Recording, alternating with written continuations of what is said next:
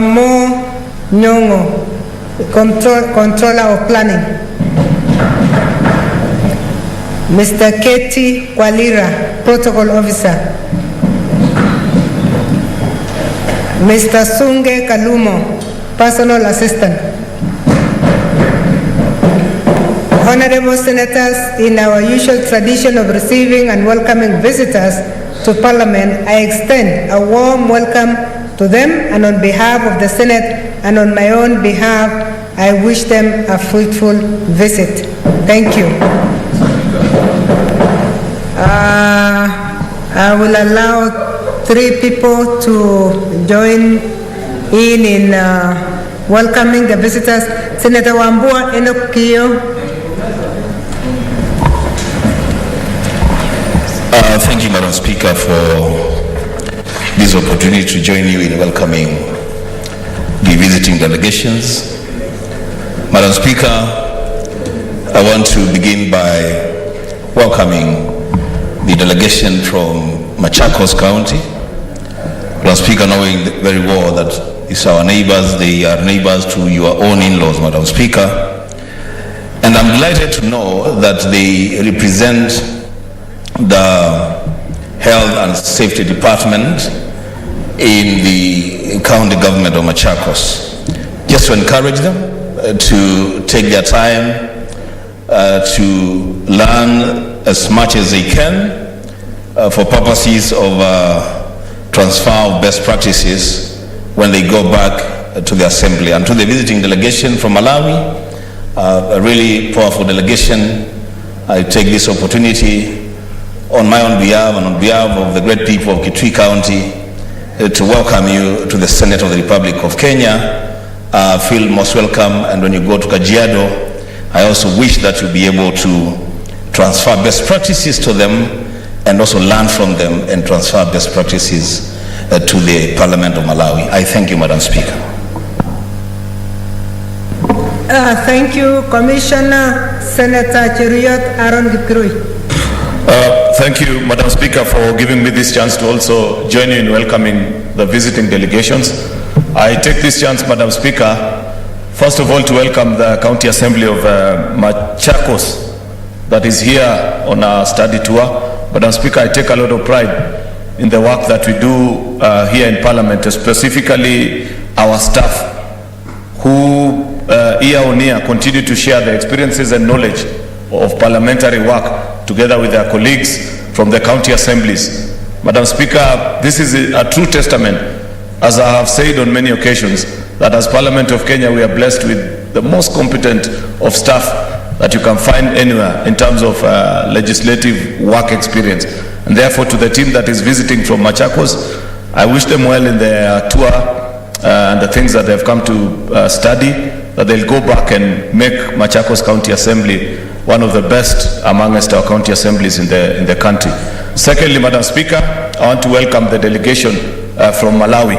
I had opportunity yesterday to interact with the team from the Parliamentary Service Commission of Malawi, led by Speaker Gotari. They joined us yesterday at a board meeting of the Center for Parliamentary Studies and Training. This is an institution that yourself, Madam Speaker, I'm sure you know so well, having been one of our regular facilitators for those of us who attended training there last time when you used to serve as a leading facilitator. So I'm glad to see them in good health as I continue to study many of the things that happen around the Parliament of Kenya.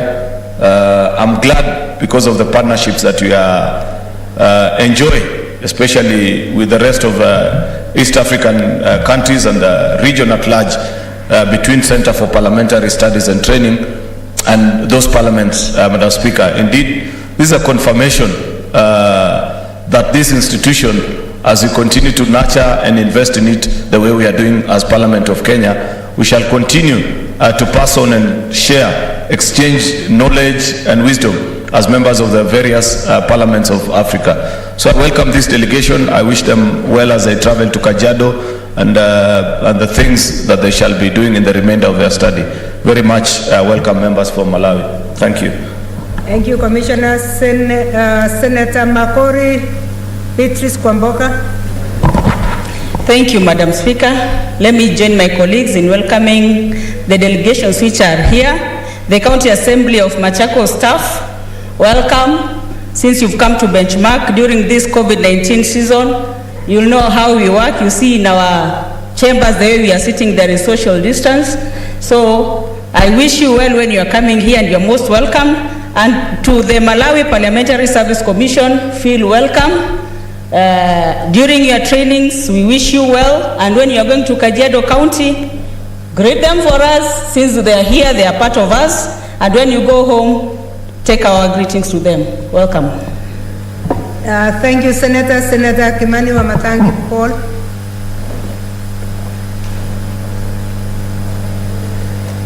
Thank you, Madam Speaker, for the opportunity. I want to also join you in welcoming the two delegations. First, the delegation of the County Assembly of Machakos, the Committee on Health.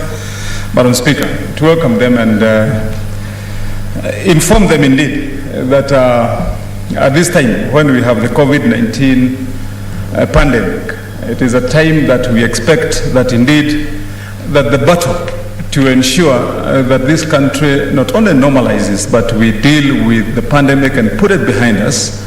That solution must start coming from county assemblies themselves, Madam Speaker. And I'm glad to see that the committee is here.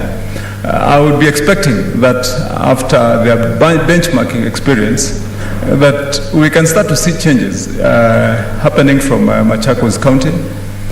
We have lamented before, Madam Speaker, that the battle against COVID-19 especially has been left to national government as though the solutions to the cure and indeed especially following of protocols, ensuring that basic care is attended to, Madam Speaker, it has been made to look like it is only national government that can deal with the pandemic.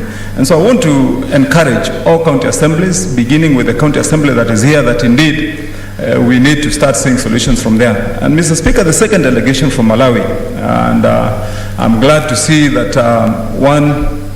that they are led by the Speaker and also by commissioners.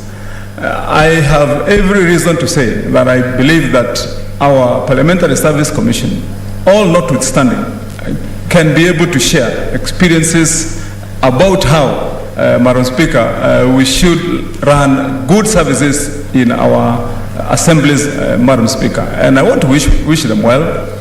In case, Madam Speaker, there are any experiences they may want to share with our commissioners. And I note that Commissioner Cheriot got an opportunity to welcome them.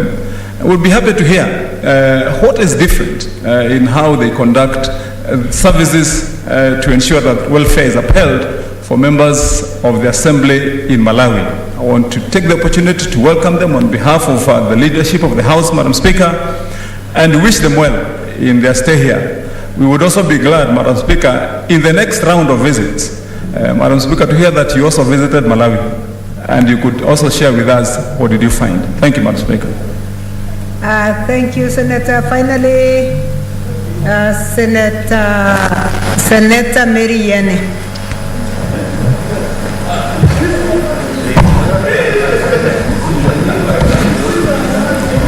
Madam Speaker, I want to join you and the rest of the House to welcome the two delegations, one from Machakos, which is my neighboring county, to this House, and wish them all the best as they learn. Issues of health are of very great importance to our counties, knowing that one, it's also a function of the county government. So if they can help us through the Committee of Health to be able to strengthen policies in our counties to help them improve the health status of our counties, citizens, that will be of great importance to the country. I also want to join you in welcoming the delegation from Malawi. And now that they are heading to our county, Kajiado, I want to welcome them in advance. I know they will be able to learn quite a lot. And I'm also happy that they are led by one Madam Speaker for that matter. So I want to congratulate them that they were able to elect one of our own, a female speaker for that matter. And I wish them the best as they stay in the country. And I want to welcome them to Kajiado on behalf of the Kajiado County government. Thank you, Senator. Honorable Senators, I have another communication to make on the recommittal of petitions before more than one committee. Honorable Senators, you may recall that on Thursday, 15th July 2021, a half-day workshop for all senators to deliberate on the legislative agenda for the remaining time of the 12th Parliament was held. During the meeting, it was noted that there was a significant number of business pending before respective committees.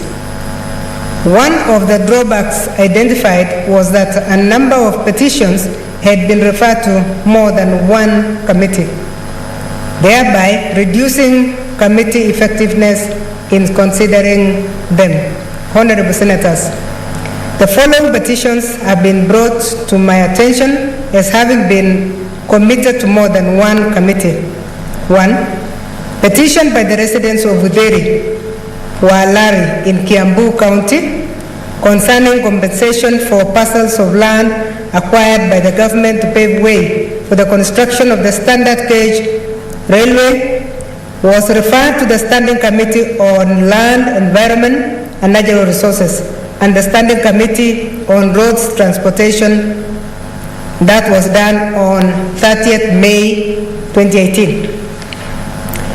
2. Petition by the Governor of Nandi County, Honorable Stephen K. Sang, concerning landslides as a result of heavy rains in Nandi County, was referred to the Standing Committee on Land, Environment and Natural Resources and the Standing Committee on National Security, Defense and Foreign Relations on the 7th July 2020.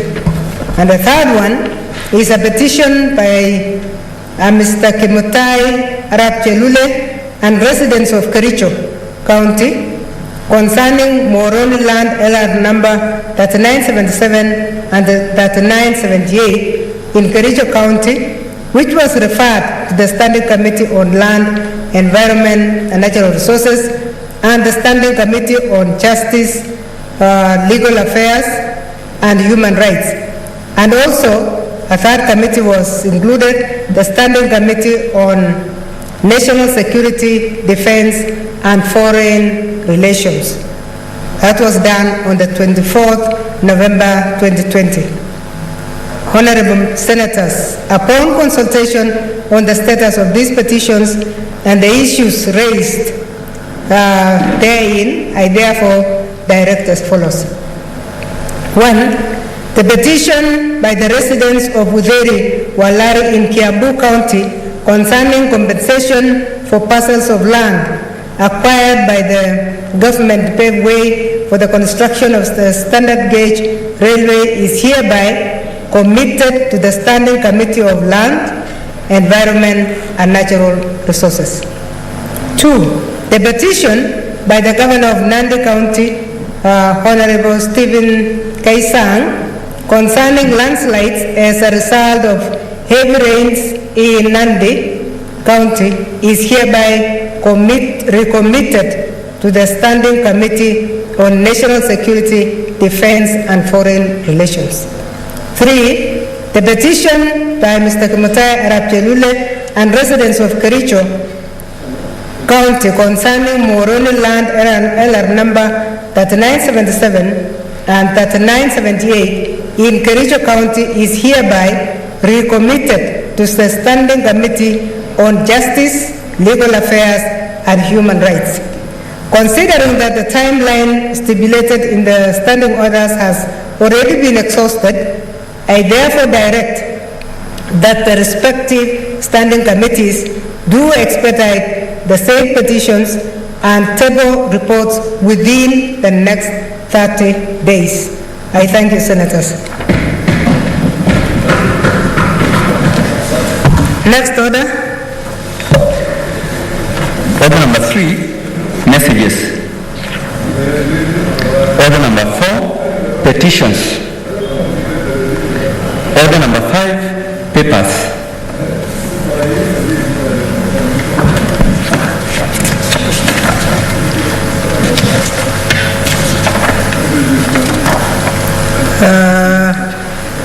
Honorable Senators, we have one paper by the Chairperson, Standing Committee on Agriculture, Livestock and Fisheries.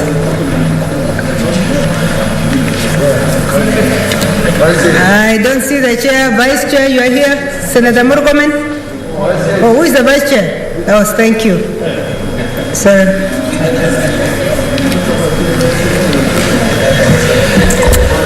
Thank you, Senator. Madam Speaker, for your record, your student is the Vice Chair of Agriculture. Thank you. So, Madam Speaker, I beg to lay the following paper on the table of the Senate.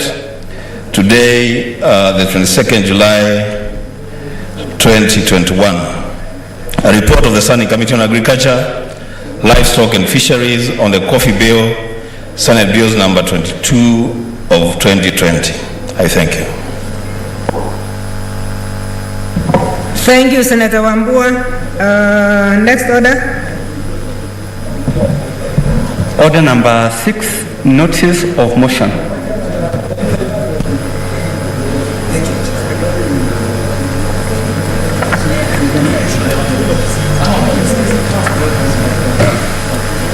Notices of motion.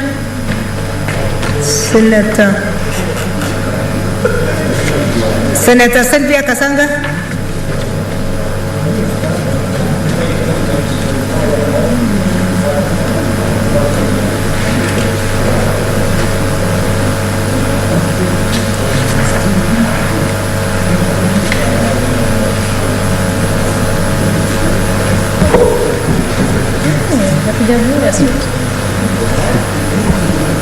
Thank you, Madam Speaker. I beg to give notice of motion that aware that according to the World Health Organization, globally 10% of pregnant women and 13% of women who have just given birth experience a mental condition referred to as perinatal depression, which is higher in developing countries with 15.6% during pregnancy and 19.8% after childbirth. Further aware that women who go through stillbirth and those who lose their children during the delivery are taken to the general maternity ward where other mothers with healthy babies are recovering, causing them mental anguish and adversely impacting their mental health. Noting that integrating mental health care into primary health care settings requires training in psychiatric care and providing consulting support to primary providers, considering that there are not enough mental health care providers to meet the current and growing need for mental health services, appreciating that the Health Act under Section 6(1)(b) provides that every person has a right to reproductive health care, which includes the right to access to appropriate health care services that will enable mothers go safely through pregnancy, childbirth, and postpartum period, which should include the integration of mental health to perinatal care as recommended by the National Mental Health Task Force in its Mental Health and Well-being Towards Happiness and National Prosperity Report. Now, therefore, the Senate urges the Ministry of Health, in collaboration with the Council of Governors, to ensure that all county maternal health services allocate a separate ward for recovery for mothers who have gone through stillbirth and those who have lost their babies during delivery. Secondly is facilitate continuous mental health training and provision of counseling support in the perinatal wards for all primary care providers in all counties. And third, establish counseling services to all county health facilities, providing counseling therapy to mothers who lose their children through a miscarriage, during delivery, or through stillbirth. Thank you, Madam Speaker. Thank you, Senator Kasanga. Honorable members, please console in low tones as we go to the next order. And please, members, we are going to vote today, so don't go far. Thank you. Order number 7, statements. Statements. Honorable Senator, statements pursuant to Standing Order 48-1, Senator Samson Cherarkey. I don't see, is he online? Senator Cherarkey, is he online? And we wait for Senator Cherarkey. We have the second statement by Senator Dr. Michael Mbito. Senator Mbito, is he online?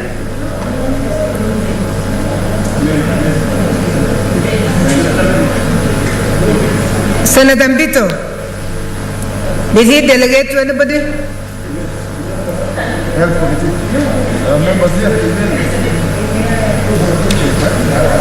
This is 48-1, which is his own personal statement. Yeah. The third one is from Senator Halake Abshiro. The third statement is from Senator Abshiro.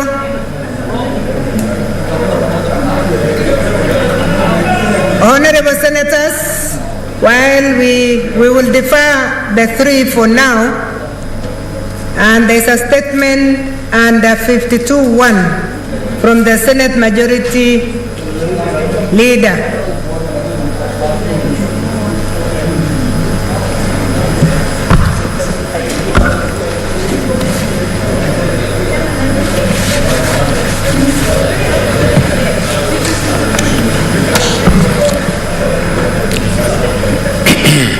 Madam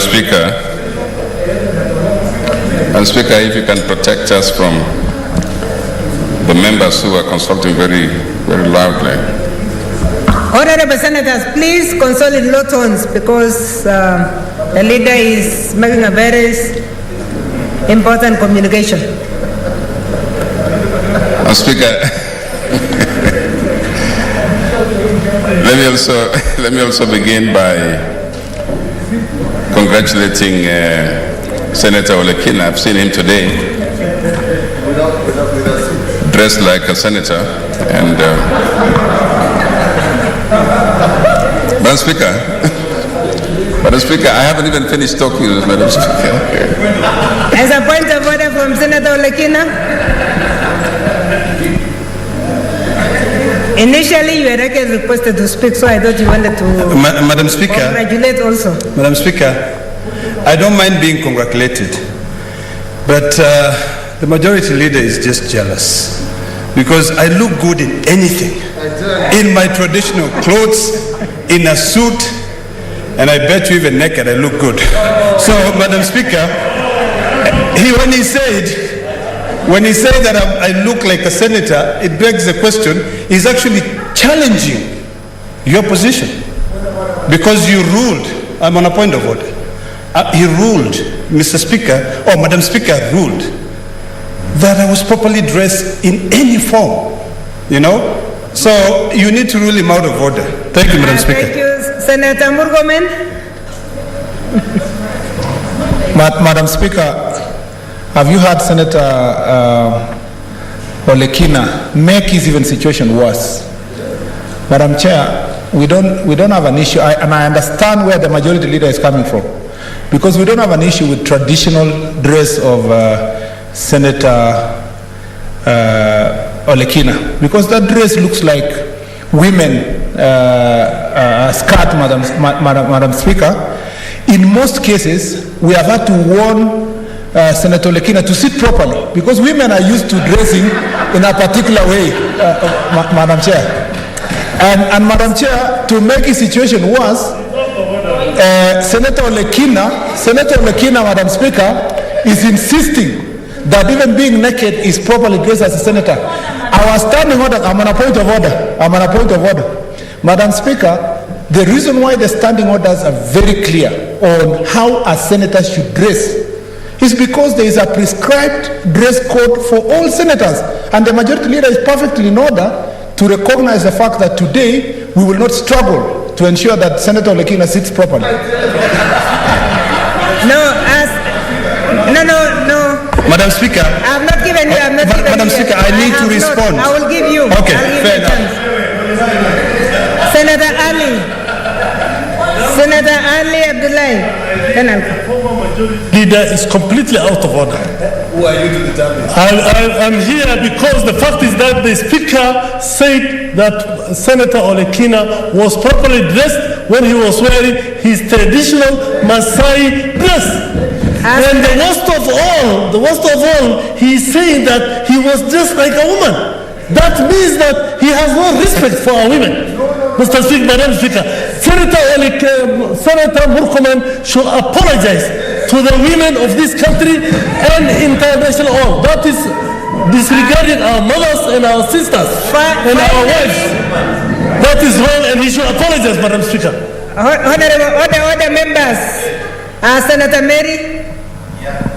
Yane, and she knows how Madam women and men Speaker, dress in those clothes. Madam Speaker, I was asking whether the former majority leader is in order to indicate that Olekina was wearing like a Maasai woman, while Olekina was wearing in his own real Maasai man attire. Is he challenging our dressing as Maasais? That we don't differentiate a man clothing and women's clothing in our attire.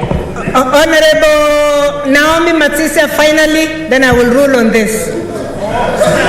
Madam Speaker, my point of information is that to the majority leader, please, if with due respect, why can't we respect women in this case? We are here, we are well dressed, and when Olekina is dressed in his traditional wear, do not compare it to women. That is their own distinct wearing, dressing, and we do not need to mix issues here.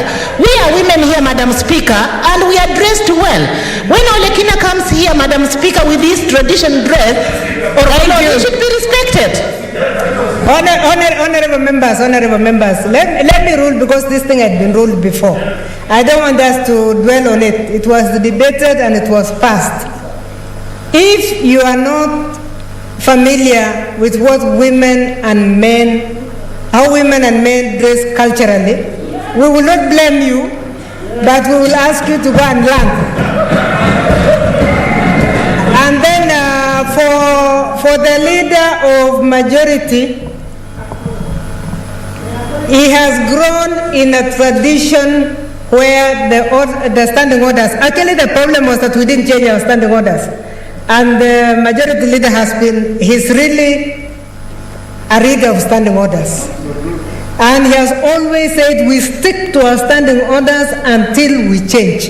So I will not rule him out of order because he is following that. What we need to do, we have the Speaker's rules which were used on that day, and that's why I'm saying if you read the standing orders, then you fall on the side of the leader of majority. If you use the Speaker's rules and what was ruled on that day, it was acceptable, but there is some of us don't see the difference between whether the dressing belongs to male or female. So I think we need to excuse ourselves on that one. As leader of majority, continue. I have already ruled. I have already ruled, please. No, let's not go back because we have a very huge agenda and we are going to do voting shortly.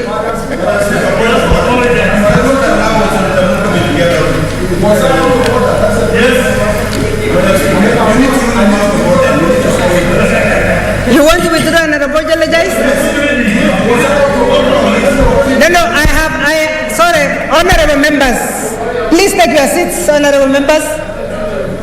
Honorable members, I didn't rule Murkomen out of order for this one fact, that a number of us do not even know the cultural dressing, yes, whether Maasai the cultural dressing of Maasai, whether it looks like women or looking like men, some of us don't know. And that's why I'm saying, but we are not going to explain in the House.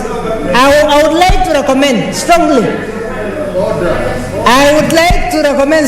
members, that we learn from our cultural dressings. Let's learn how people dress, so that we all know which cultures dress how. Thank you, Senator. Leader of Majority, please.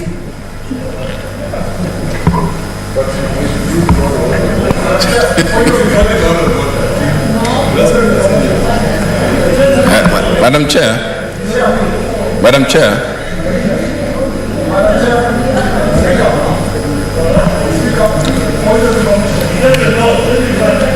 Yes, Madam Chair, I can be informed.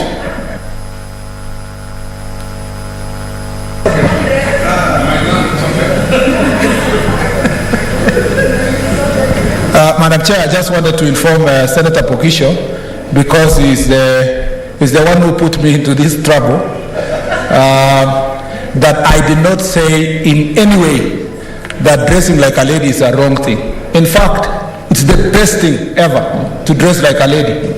What I said to Senator, and I did not say I do not know how Maasai's dress.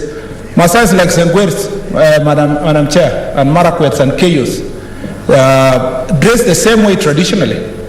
What I only said is that in dressing in a particular manner, the way Senator of Olekina dressed, he must learn to sit also in a manner dictated by that kind of dressing. That's all I said, Madam Chair.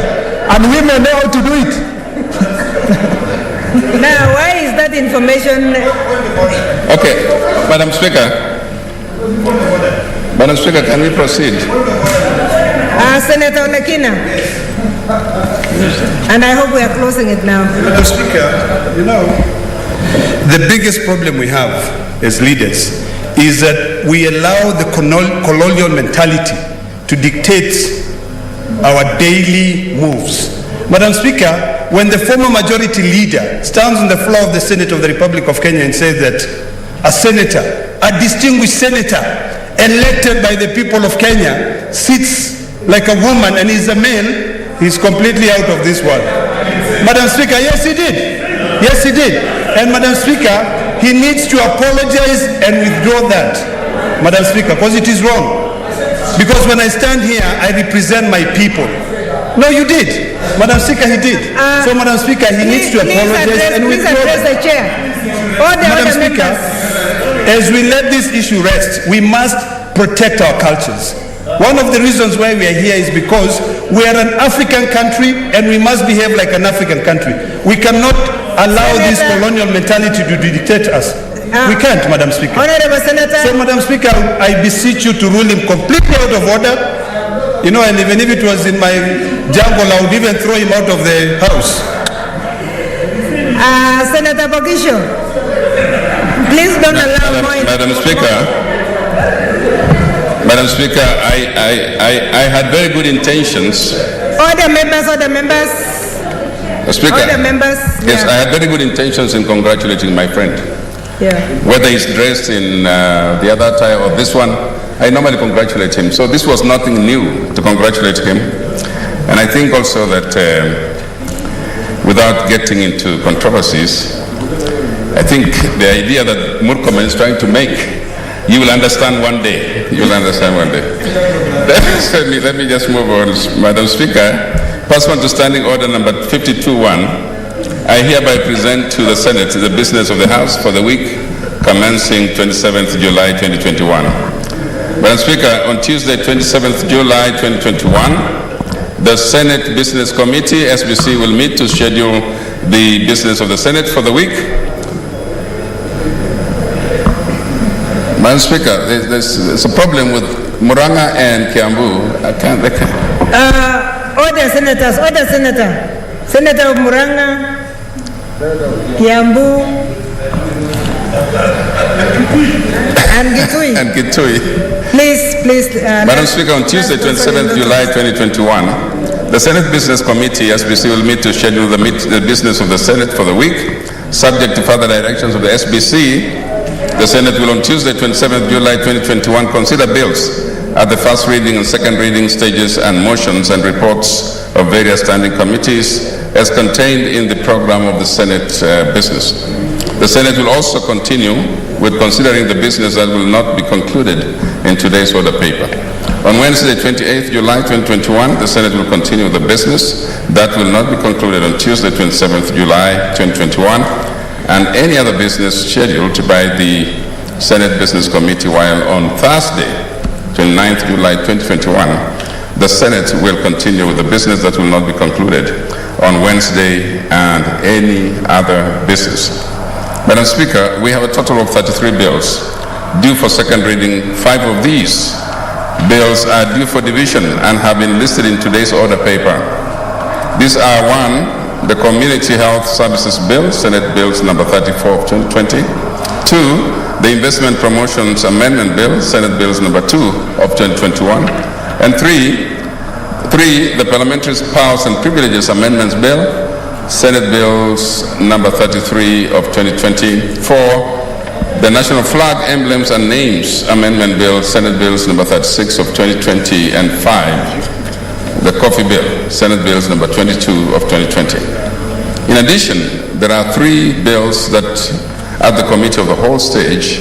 These are: 1, the Cooperative Societies Amendment Bill, Senate Bills number 11 of 2020, the Mental Health Amendment Bill, Senate Bills number 28 of 2020, and 3, the Wildlife Conservation Management Amendment Bill, Senate Bills number 30 of 2020.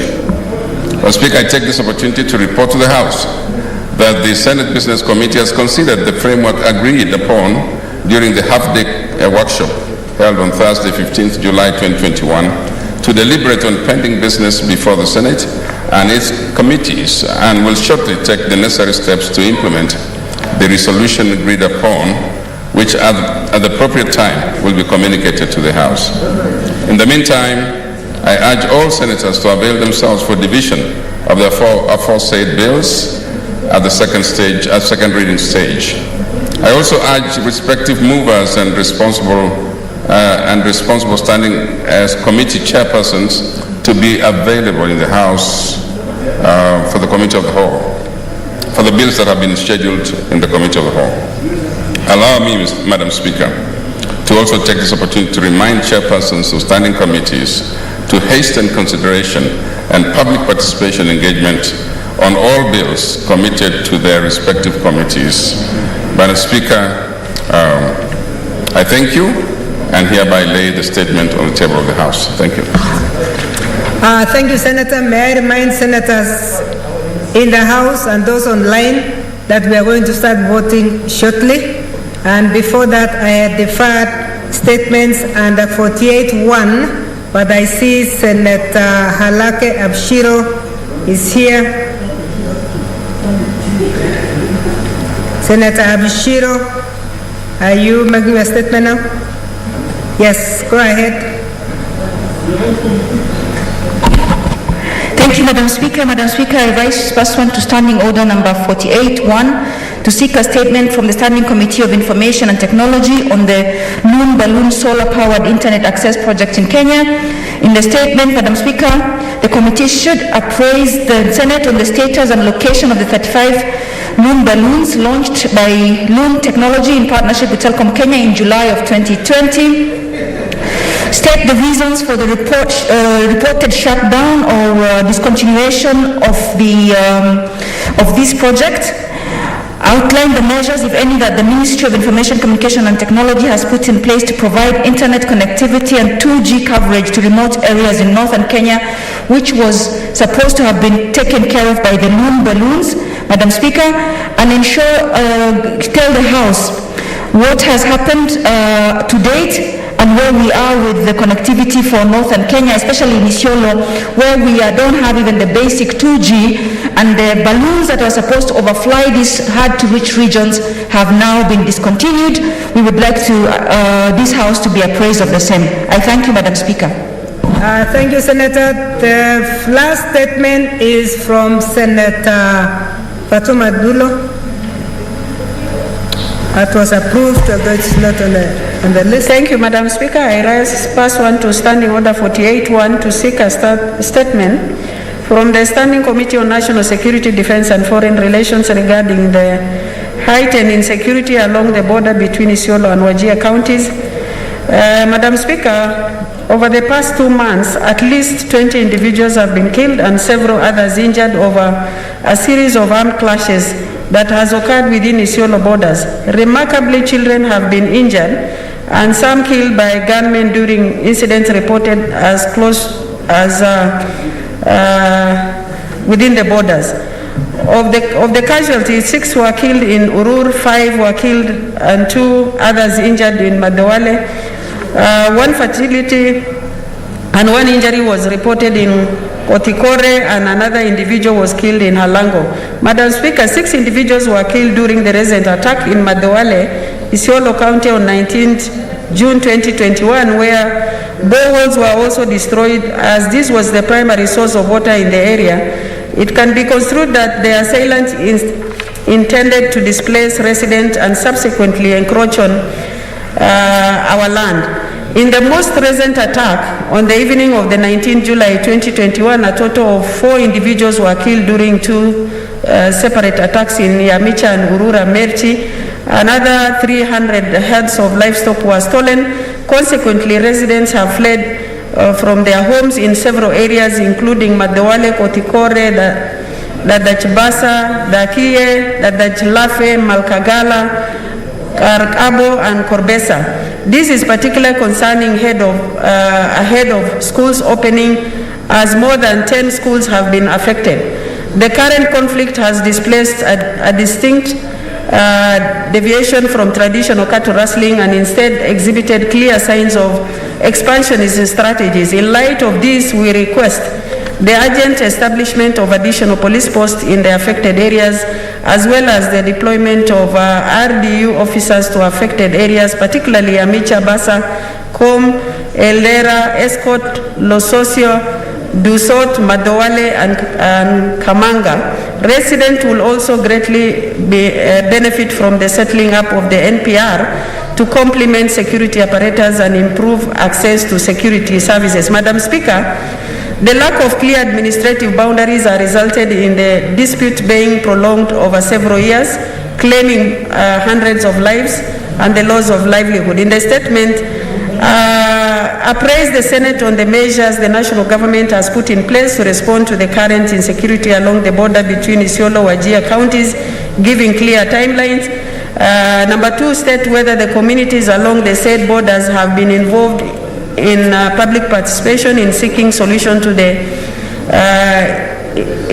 boundary disputes. Number 3, state the reasons for the delay in resolving boundary disputes along Isiolo borders while providing the targeted interventions in strengthening security ahead of school reopening. Indicate Isiolo County's exact boundary, particularly along Isiolo prone to conflict, including those bordering Isiolo and Wajir.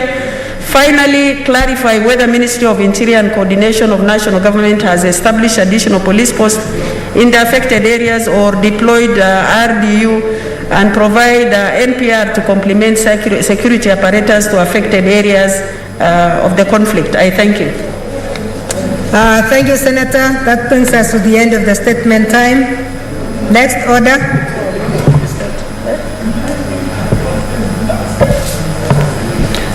Order number 8, the Public-Private Partnerships Bill, National Assembly Bill number 6 of 2021, first reading. A bill for an act of Parliament to provide for the participation of the private sector in the financing, construction, development, operation or maintenance of infrastructure or development projects through public-private partnerships to streamline the regulatory framework for public-private partnerships, to repeal the Public-Private Partnerships Act of 2013 and for connected purposes.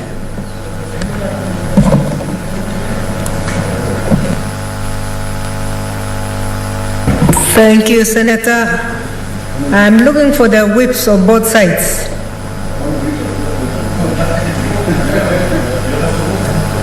Yes. Leader of majority. Leader of majority, where's your whip?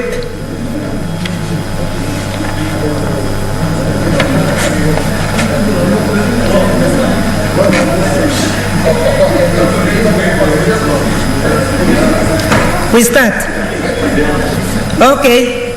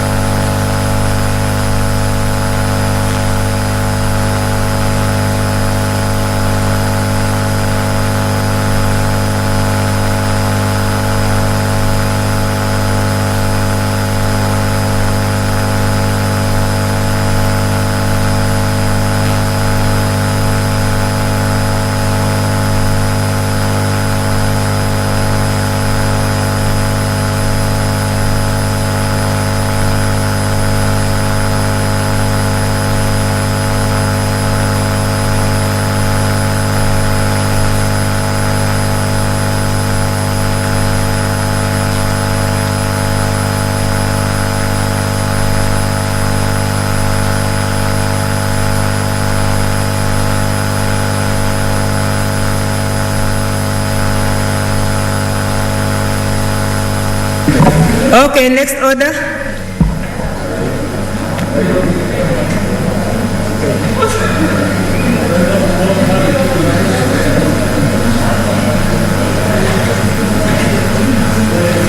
Next order, clerk. Five bills at second reading. Perhaps we can read them together. Yeah. Then when we start voting, we'll do it. Yeah. we'll do it but separately.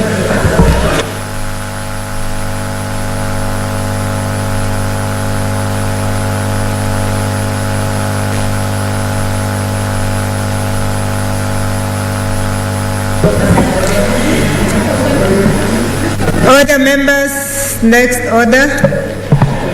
Order number 9, the Community Health Services Bill, Senate Bills number 34 of 2020, second reading, division. Next order. Order number 10, the Investment Promotion Amendment Bill, Senate Bills number 2 of 2021, second reading, division. Thank you. Next order. Order number 11, the Parliamentary Powers and Privileges Amendment Bill, Senate Bills number 33 of 2020, second reading, division. Next order. Order number 12, the National Flag, Emblems and Names Amendment Bill, Senate Bills number 36 of 2020, second reading, division. Next order. Order number 13, the Coffee Bill, Senate Bills number 22 of 2020, second reading, division.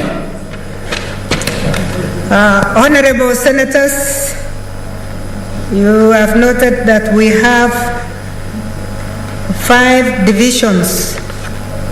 I would like to ask the members who are online, as well as the members who are here, to please come on in the next 5 minutes after the bell, so that we vote, and we'll vote for all of them at the same time. Can we now have the bell rung for 5 minutes?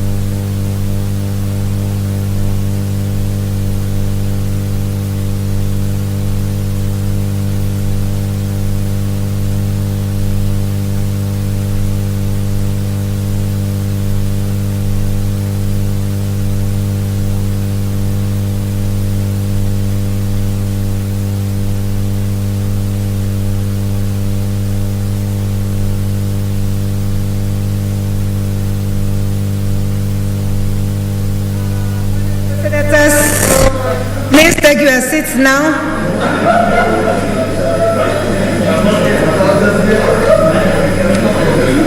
Take your seats, honorable senators.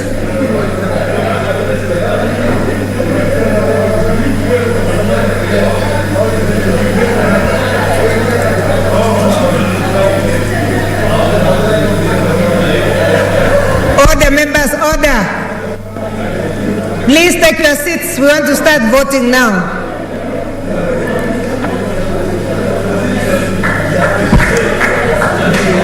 Honorable senators. Order, order, order. Order. Honorable senators, everybody take your seat. Take your seats.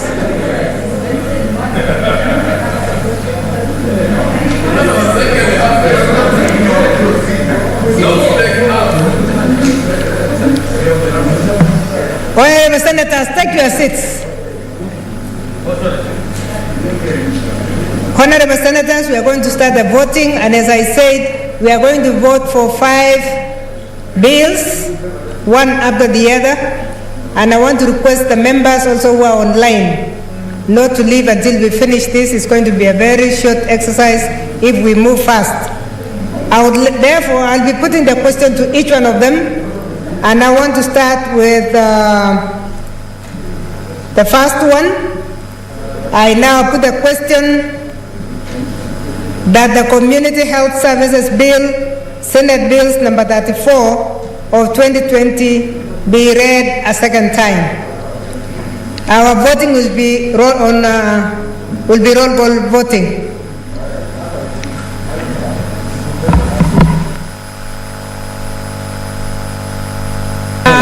Whips, can we have tellers? Madam Speaker, we are requesting you, if you allow, that we vote 5 times. We vote?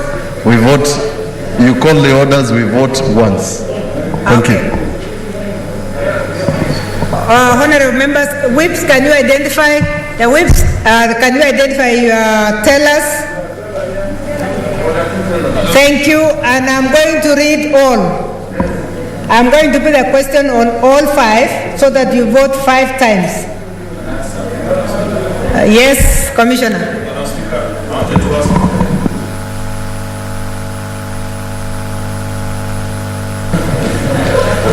Madam Speaker, is it not possible for us who are in the chamber to vote electronically? Then those online to be the ones to do the roll call vote. Because why do we invest in a system that we cannot use? Unless maybe there's a challenge with the system.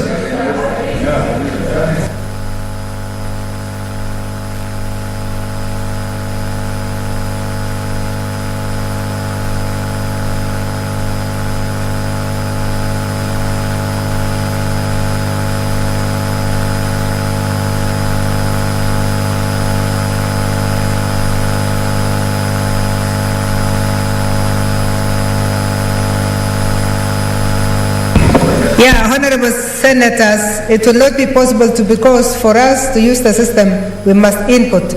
The earlier request from the whip, minority whip, was that we read all the questions and we vote 5 times, which is more attractive and better.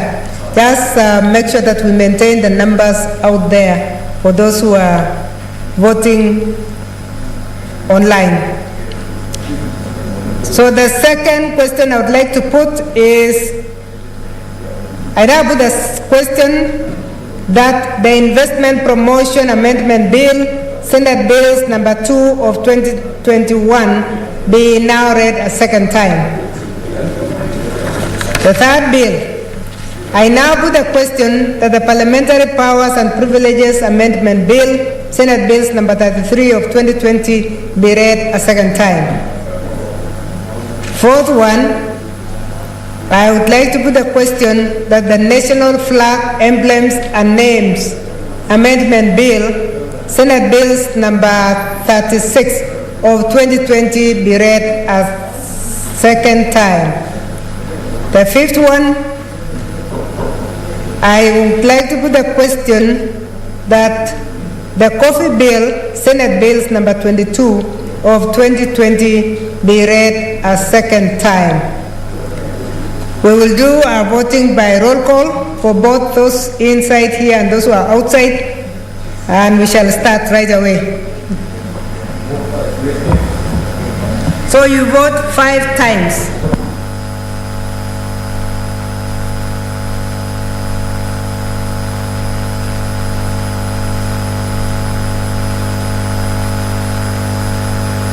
You vote 5 times.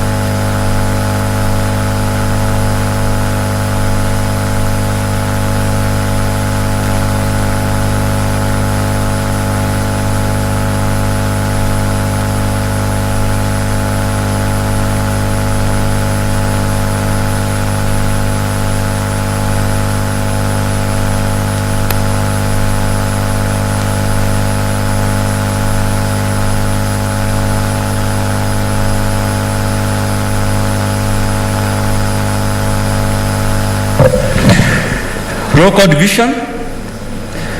Senator Adandulo Fatuma, Isiolo County.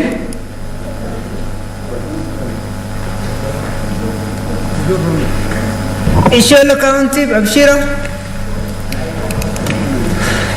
May I have the mic?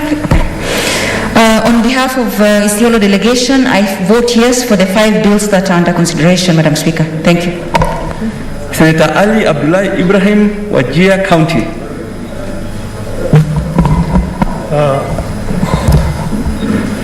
I vote yes for the 5 bills.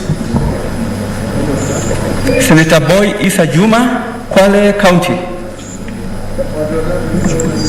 Madam Speaker, I vote yes for the 5 bills. Thank you. Senator Cherarke Samson Kiprotich, Nandi County. For the members online, please show us your faces. Senator Cheriot Aaron Kipkirui, Kericho County. Madam Speaker, I vote yes for all the 5 red bills.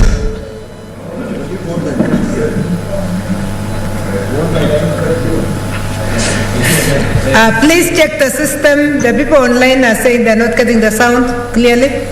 Okay. Senator Haji Abdul Mohammed, Garissa County. Madam Speaker, I vote yes. Madam Speaker, I vote yes for all 5 bills.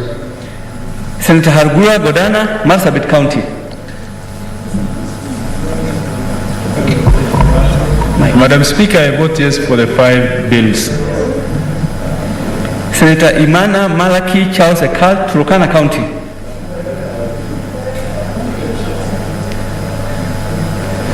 Senator Mudama Agnes Kavindu, Machakos County. Madam Speaker, I vote yes for all 5. Senator Kajwang Moses Otieno, Homa Bay County. Madam Speaker, I vote yes on all the 5. Thank you. We can see your face now. Senator Kamar Margaret Jepkoech, Uasin County.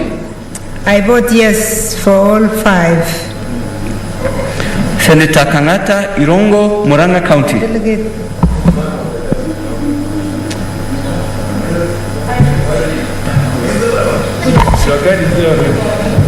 Yes for the 5 bills. Senator Haniri George, Vihiga County.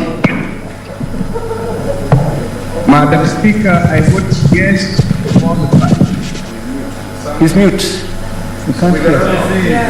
I think we need to work on the sound, please. He has voted yes, but then the control room must take care of that. for the next. Senator Kibiru Charles Rubenson, Kirinyaga County.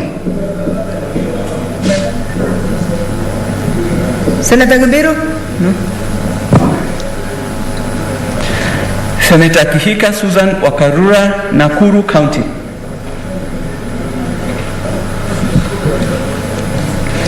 Senator Kimani Wamatangi Paul, Kiambu County.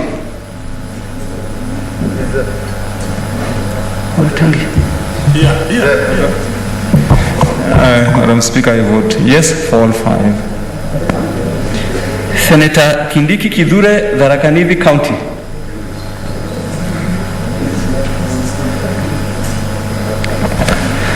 Senator Kirinyaga Ephraim Mwangi, Nyeri County.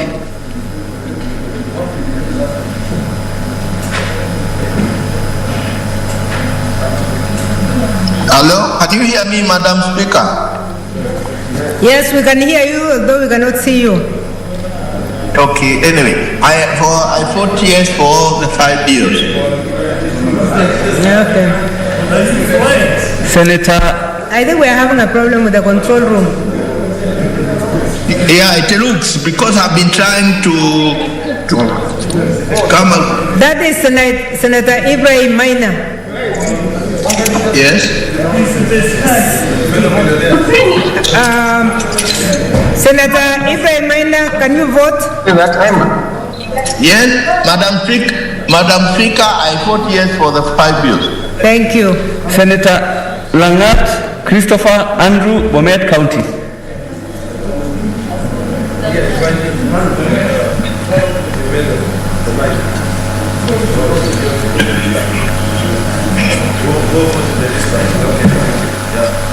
I fought. Yes. Madam Speaker.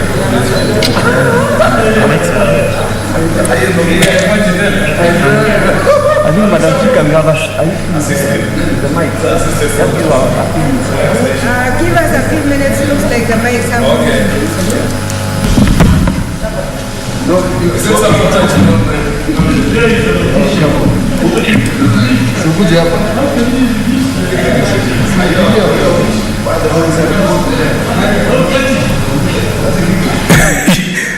Madam Speaker, I vote yes for the whole 5. You have to correct my pronunciation. I vote yes.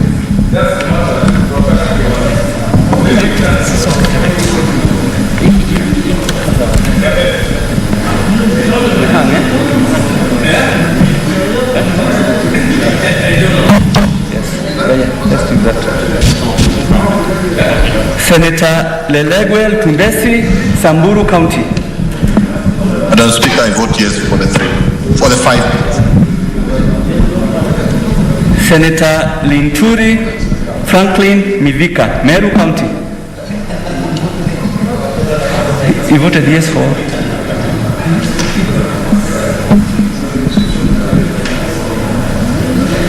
Senator Loitiptip Anwar, Lamu County. Senator Mathayo Stewart Mwachiru, Kilifi County.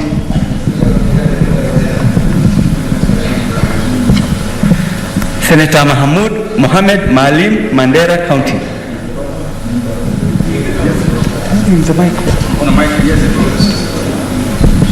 Madam Speaker, I vote yes for all the 5 bills. Senator Malala Cleophas Wahungu, Kakamega County.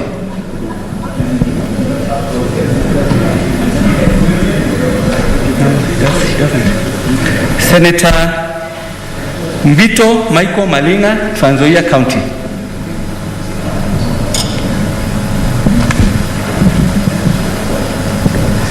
Senator Mbogo George Ochilo Ayako, Migori County.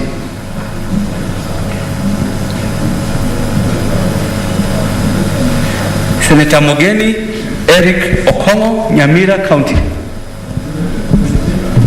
Mike.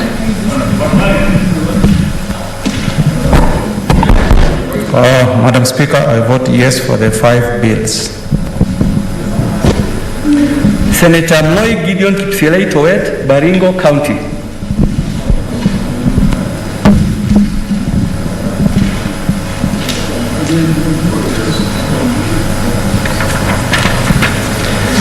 Senator Mpai Philip Salau, Kajiado County.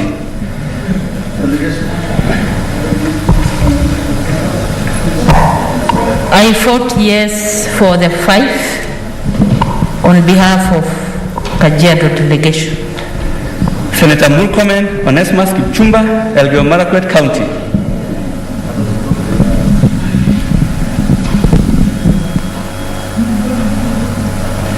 Senator Mtula Kilonzo Jr., Makueni County. I vote yes for all the 5. Senator Mwangi Paul Githiomi, Nyandarua County.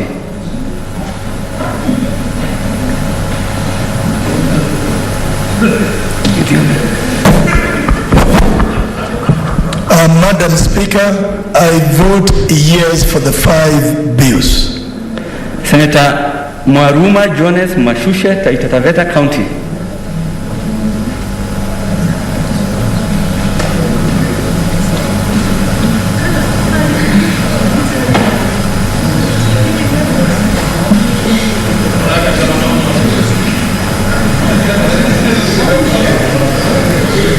Senator Mwaruma Jones Mashushe, Taita Taveta County.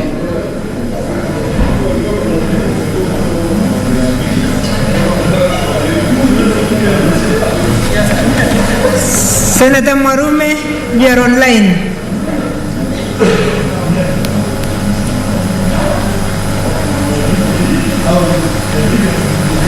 Okay, we'll come back again. Senator Munihaji Mohamed Faki, Mombasa County.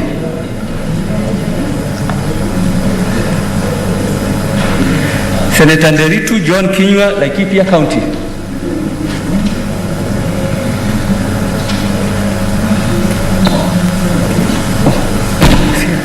Madam Speaker, I vote yes for the 5 bills. Senator Ndwiga Peter Njeru, Embu County.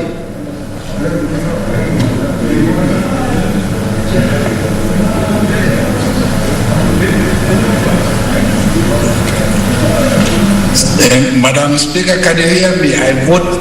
Yes, we can hear you. Can you hear me, Madam Although we can see you, we can hear you. Yes, I vote yes for the 5. Thank you.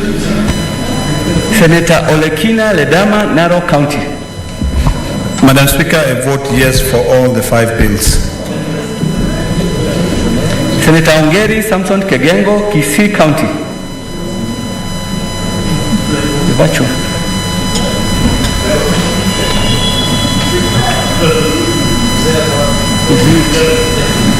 Please vote. Madam Speaker, I vote yes for all the 5 bills. Can you hear me? Yes, now we can hear you. Senator Orengo James, Siaya County.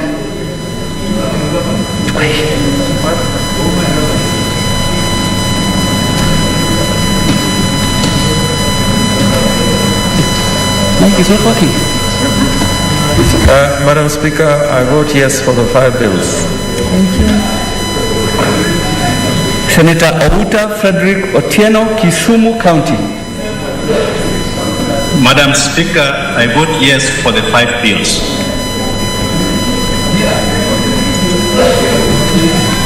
Senator Pogisio Samuel Osuron, West Pokot County. Madam Speaker, I vote yes for all 5 bills. Senator Sakaja Johnson Ada, Nairobi County.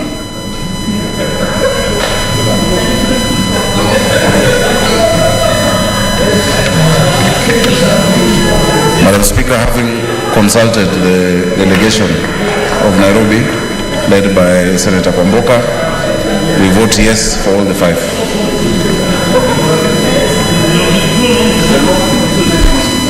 Senator Wako Situila Amos, Busia County. Senator Wambua Enokio, Kitui County.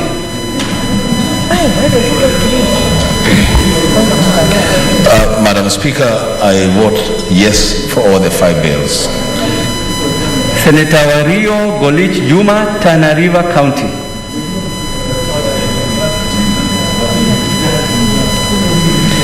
Senator Wetangula Moses Masika, Bungoma County.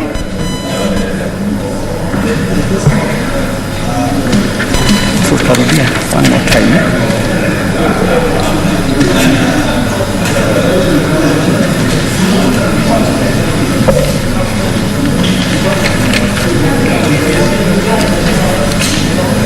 Senator Cherarkei Samson Kiprotich, Nandi County. Senator Imana Malaki Charles Ekal, Turkana County. Senator Kibiru Charles Rubenson, Kirinyaga County. Senator Kihika Susan Wakarura, Nakuru County.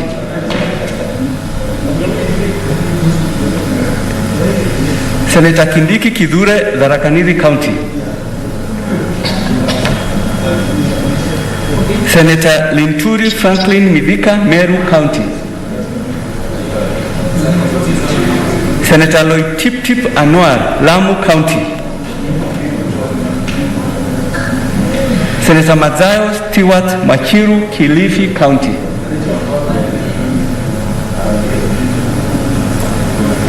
Senator Malala Cleophas Wahungu, Kakamega County. Senator Mbito Michael Malinga, Trans Nzoia County.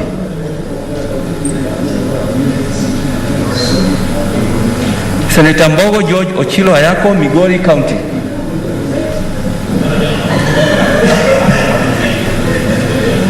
Senator Moi Gideon Kipsielei, Baringo County. Who is on? I vote yes. Thank you.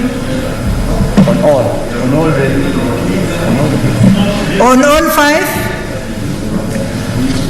Senator Moi, vote yes vote for yes. all the 5. For all the 5.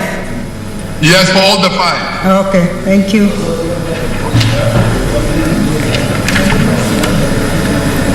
Senator Murkomen Onesmus Kipchumba, Elgeyo Marakwet County.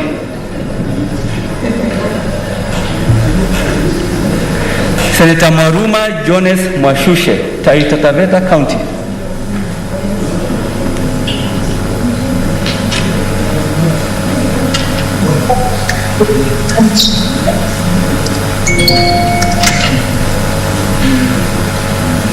Senator Maruma to vote.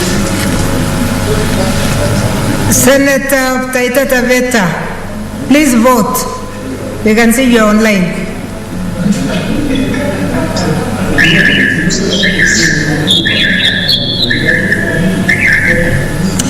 Yeah, the system is messing. Please try again.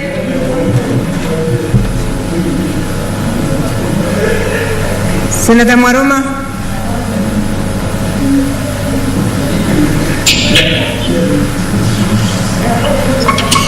You can't see. Oh, it's not on. They can't, yeah. Senator Wilson here quickly. Okay.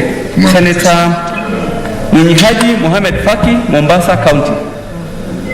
Madam Speaker, I vote yes for the 5 bills. Thank you. Now we can see your face. We are good. Hello? Thank you. We have seen you, Senator Mwinyi. Thank you. Senator Wako Sitwila Amos, Busia County. Come quickly. I need to get to the Senate. I'm on the phone. Senator Wario Golich Juma, Tana River County. Senator Wetangula Moses Masika, Bungoma County.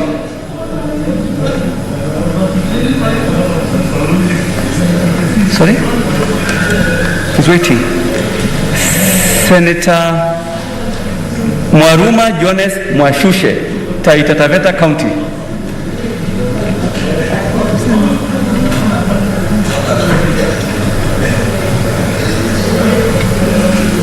Is Mwashushe online?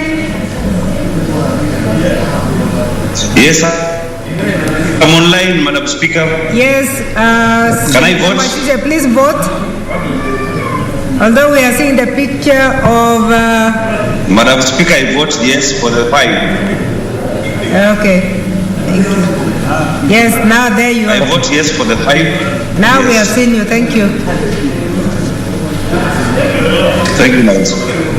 Thank you, Madam Speaker.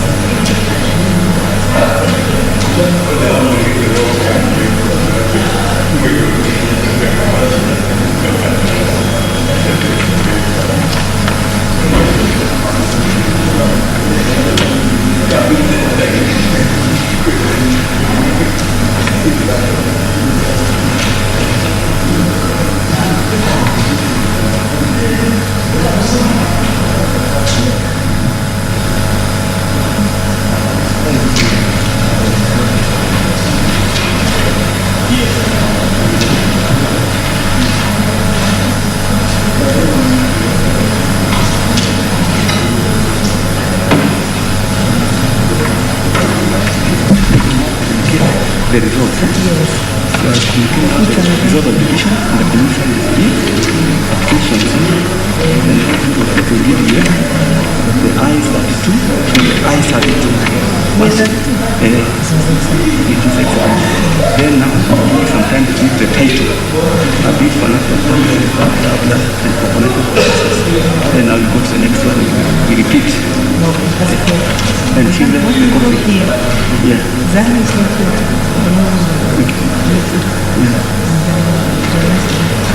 So maybe you can prefer the committee of the board. That's when they have. Yeah. Then to the next. Probably.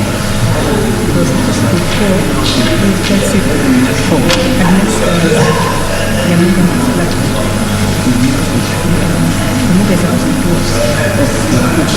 there's no problem. Let's read this one first. So it was the level to come. Yes, the level was supposed to come in between the two of us.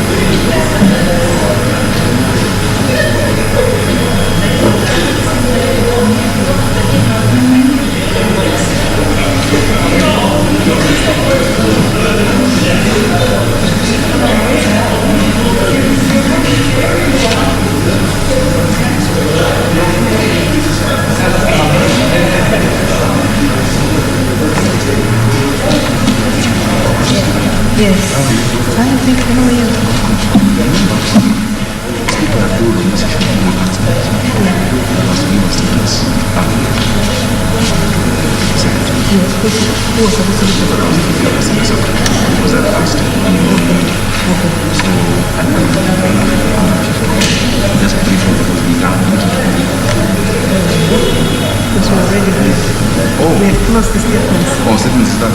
Yeah. Then it Tuesday. Is it more than one? it's moving on. This They have closed before. was it Yeah. But you said that's coming. Yeah. Because how he's looking for the budget. So he has to 4 weeks. So that he So he can gives you a complete. I can be given something. And you still have something for monthly. Yeah, for the month. Yeah. I'm telling you, even if it is come a moment. That's good. Thank you. I'll be giving one by one. Now, the first one is marked by the senators, but the subsequent ones, these are the results. Yes, 32 and 0. This is the first bill, community health, but the rest have not been marked, but they've signed the results. Honorable Senators, please resume your seats so we can, I can announce the results of the votes. The first vote, under Standing Order 9, on the Community Health Services Bill, Senate Bills number 34 of 2020, ayes 32, nays 0, abstentions 0. The ayes have it. A bill for an act of parliament to provide a framework for the delivery of community health services, to promote access to primary health care services at the community level and reduce health disparities between counties, to provide for the training and capacity building of the community health workforce and for connected purposes. Thank you. The next vote, Honorable Senators, is on the Investment Promotion Amendment Bill, Senate Bills number 2 of 2021, and the results are as follows. Ayes 32, nays 0, abstentions 0. The ayes have it. A bill for an act of parliament to amend the Investment Promotion Act and for connected purposes. The next one, Honorable Senators, is on the Parliamentary Powers and Privileges Amendment Bill, Senate Bills number 33 of 2020. Ayes 32, nays 0, abstentions 0. The ayes have it. A bill for an act of parliament to amend the Parliamentary Powers and Privileges Act to provide a structured mechanism through which Parliament is able to receive reports from public officers on the resolutions passed by Parliament and for connected purposes. The next bill, Honorable Senators, is the National Flag Emblems and Names Amendment Bill, Senate Bills number 36 of 2020. Ayes 32, nays 0, abstentions 0. The ayes have it. A bill for an act of parliament to amend the National Flag, Emblems and Names Act and for connected purposes. The next bill, Honorable Senators, is the Coffee Bill, Senate Bills number 22 of 2020. The votes are as follows. Ayes 32, nays 0, abstentions 0. The ayes have it. A bill for an act of parliament to provide for the regulation, development and promotion of the coffee industry and for connected purposes. Thank you, Honorable Senators. For the convenience of the House, I defer orders number 14, order number 15, and order number 16. Next order.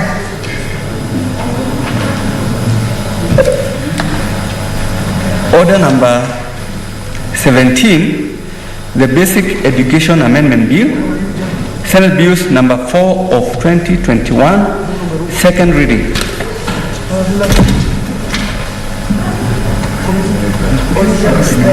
And seconded and question proposed.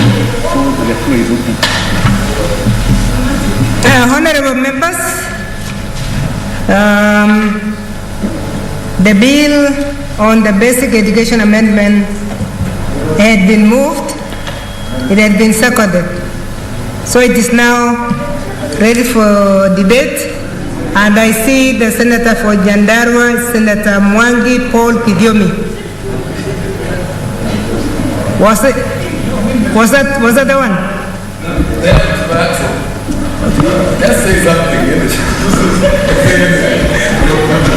On this bill, Madam Speaker, Madam Speaker. Okay, let me see, give Senator Olekina Ledama, then you'll come in after. I didn't realize it was you were Madam present Speaker. for something else. Madam Speaker, I thank you. I rise to support this bill, which is an amendment to the Basic Education Bill 2020, which has been sponsored by my good sister, Senator Kwamboka. Madam Speaker, from the onset, let me go on record by congratulating Senator Kwamboka for having really thought out clearly on the issue of nutritional values for our children. Madam Speaker, when most of us were growing up, we didn't have to worry about our own nutritional values, particularly vitamin D in school, because the then President of Kenya, President Daniel Toroitich Arap Moi, ensured that all school-going children had a packet of milk. Madam Speaker, when I think about the challenges that our children go through during this era, I really feel sorry for them, and particularly for those children who live in rural areas. Children who walk to school 5 kilometers, or even some of them who live in the schools. They get their tea in the morning, or maybe porridge, and then they come and get their lunch. So really thinking about reintroducing milk in the schools does not only build into the nutritional value of our children, but it also ensures that businesses, local businesses, can be able to thrive. Madam Speaker, everyone is talking about a different form of economics theories, bottom up, middle up, top down. But I think the key most important thing is that we all must start thinking local. And when I saw this bill, this amendment, I thought about our local farmers. Madam Speaker, if you think about the milk industry, which I can, confidently speak about, this is a sector that has been really undervalued. If you think about most schools in this country that have land, those schools can actually even have a small dairy plant in the schools. The Ministry of Education can be able to support those schools, set up a small dairy farm, invest in pasture, and ensure that at least those children can be able to get milk. Value addition is very key. Madam Speaker, Narok County, we produce 300,000 liters of milk on a daily basis. One day, Madam Speaker, if you just sit along the road from Narok to Maimahio, and you start counting the number of trucks that transport milk from Narok County all the way to Ruiru or to Nairobi, you will not come down with less than 50 big trucks. And these are trucks that transport over 20,000 liters of milk per truck. You'll find others, the least will transport about 10,000 liters of milk. This milk is normally collected from small-scale farmers at a price of about 26 shillings to 42 shillings. You will see this. And then it is brought in and a value is added. Now, what if we look back and we say, let us invest in this industry, but to promote our children? You will see mothers, particularly in the Maasai community, who take their small 2 liters or 3 liters of milk to the market to go and sell per cup. You will see them come together And county governments will even have an interest to be able to bring these women together and help them be able to sell this milk. Madam Speaker, when you talk about different health benefits for milk, you will find that there are some children who may want to take milk, but because of them being lactose intolerant, they may not be able to do that. But in this case, when we legislate in terms of ensuring that children have milk in the schools, we now begin adding value where you can actually be able to buy in a very small equipment and you remove the lactose. You know, you just play with the glucose and the lactose, you remove the lactose, and you're able to still give those children milk. So, Madam Speaker, this is a bill, an amendment that I really hope that we can support, and it does not just become one of those bills where we come here, we spend a lot of time, it goes into the National Assembly, but because of interest, it does not proceed into becoming an act of parliament. This bill, Madam Speaker, will not only benefit school-going children, but it will build our local economies. When I speak here, Madam Speaker, I'm a farmer. I invest in dairy farming. My sector is to think about adding value. You know, this, instead of counties buying trucks and saying they are transporting cows, or instead of counties, buying cows. I always say, Madam Speaker, government should stay out of business. Government must stay out of business completely. I'm a firm believer of a small government. Government should create an environment that will be able to encourage small-scale farmers to be able to come together and then, invest in those sectors. But now when government start doing this, buying equipment to package milk, then you wonder what are small-scale farmers going to do? So, Madam Speaker, I think what is important, and I'd like to encourage my dear sister, maybe in the third reading, or maybe in the committee of the whole, she can bring in some small amendment into this bill that we add value. You find a way to invest more in cooperatives, bring in a cooperative aspect in it, and then also encourage county governments to play a key role especially in the early childhood education. Because when you look at in terms of the services that have been devolved when it comes to education, it's really on basic education. So if the county government can be able to rally up and bring all the small-scale farmers, bring them together, support them, even come up with schemes. The World Bank always come up with very interesting, Kenya Development Support Program, which is funded by the World Bank. These are some of the areas that we should be looking at. And Madam Speaker, I'm aware that I think the former Governor Munya, which ministry does he? Agriculture Ministry. Agriculture Ministry is planning to invest billions of shillings in the dairy sector.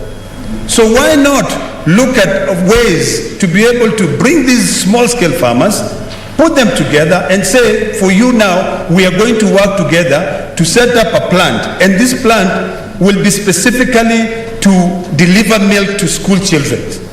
You can package the milk at 250 ml. And the packaging is not very expensive. Instead of investing in government running it, you empower these small-scale farmers. One of my biggest pet peeves, Madam Speaker, is that sometimes in this house, we pass legislation, but we don't follow to be able to implement them. One of the bills that we passed here, and it's now an act of parliament, is the warehousing receipt bill. When you travel to Narok during the harvesting season now, in August, you will see on the side of the roads, farmers will be they'll be putting big canvases, and they will be using it to dry their own wheat. If we were really serious and we follow up in terms of implementation, and if the executive is very serious to implement legislation that comes out of this house, they should have begun by putting together these cooperative groups and investing in those warehousing receipts. So, Madam Speaker, I really would like to beseech all my colleagues that even if this will be the only bill that the president will sign before he retires, this is something which we really need to push. You know, we are pushing it not because of our own personal interest. You know, some of us can be clever. We can be able to add more value and sell the milk as butter. But for the benefit of those young mothers, those Maasai women, those Kalenjin women, those Kikuyu women who have got 1 or 2 dairy cow or who have got free-range cows. And by the way, the free-range cows are very nutritious. Madam Speaker, when you take the milk of a free-range cow, it's got a vitamin, the vitamins, or rather the yellow substance. I think it's vitamin D, that gives it. It's called beta-carotene. Where whenever you see butter, it has that yellow substance. It's very nutritious because the cows are eating the greens, green grass, or rather the dry grass when they are just free range. Most of our farmers have those cows. You know, some of us might have a mixture of the zero grazing and the free range cows, but most of our farmers will see value for their cows. Our mothers will see value for the 2 liters or 3 liters that they milk on a daily basis. This will also help end poverty in this country. The biggest problem we have in this country, Madam Speaker, is that we tend to create a dependency syndrome where everyone depends on you. We want a small government. Let the private sector thrive. Let's support the local farmers. Let's ensure that those farmers, when they go into the market, they will not go and sell they divide their 1 liter into 20 shillings a cup. But they can actually be able to sell this milk, and this milk will not come to Nairobi. Value is added into the 1 liter of milk that they buy at 26 shillings or 42 shillings. And when you now remove the butter content, you know, most of the milk, especially for the free range, will have about 3.6 to 4.2% butter content. It will have a protein level of about 3.2 all the way to 4.2. When you remove that butter content and you take that butter and you make butter out of it, or in Maasai we call it a morno, or the cream. You take it and then you sell it. The milk which is sold in the street now is skim milk, but it's sold very expensive. So now having this bill, Madam Speaker, and I think for it to be more effective and for it to make value, I think the sponsor of this bill, Senator Kwamboka, should incorporate an area where the bill encourages cooperatives, women in an area where there's a local school for them to buy that local milk. We don't want to create a situation where now we've passed a bill and then this big corporation can find room now to start packaging milk for the small kids, and then you now also disfranchise the local community.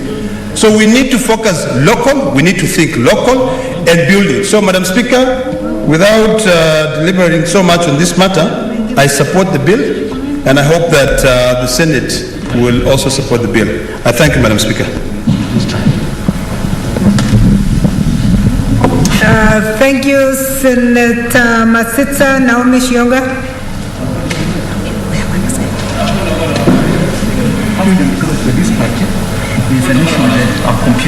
Yeah, please come to the dispatch because of the,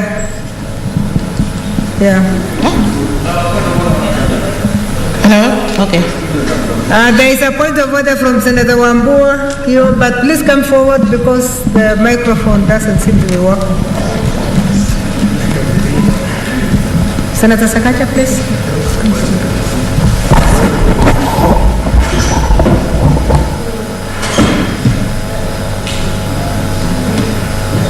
Give me the mic. Oh, thank you. Madam Speaker, I'm standing on a point of order.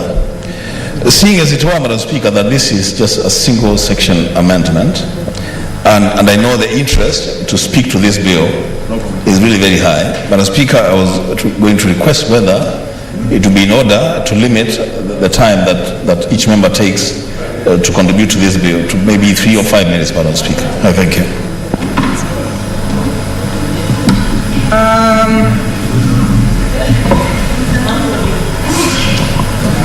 That is a request to limit to, how many minutes did you say?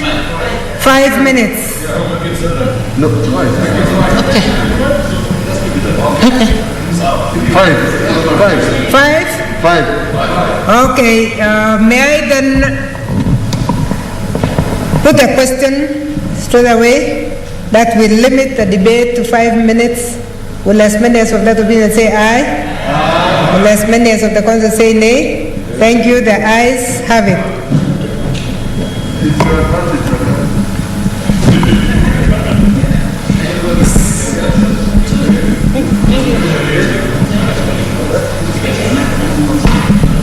Thank you, Madam Speaker, for giving me this opportunity to support the bill presented here by Senator Kwamboka, and I want to congratulate Senator Kwamboka for coming up with this bill on Basic Education Amendment Bill 2020.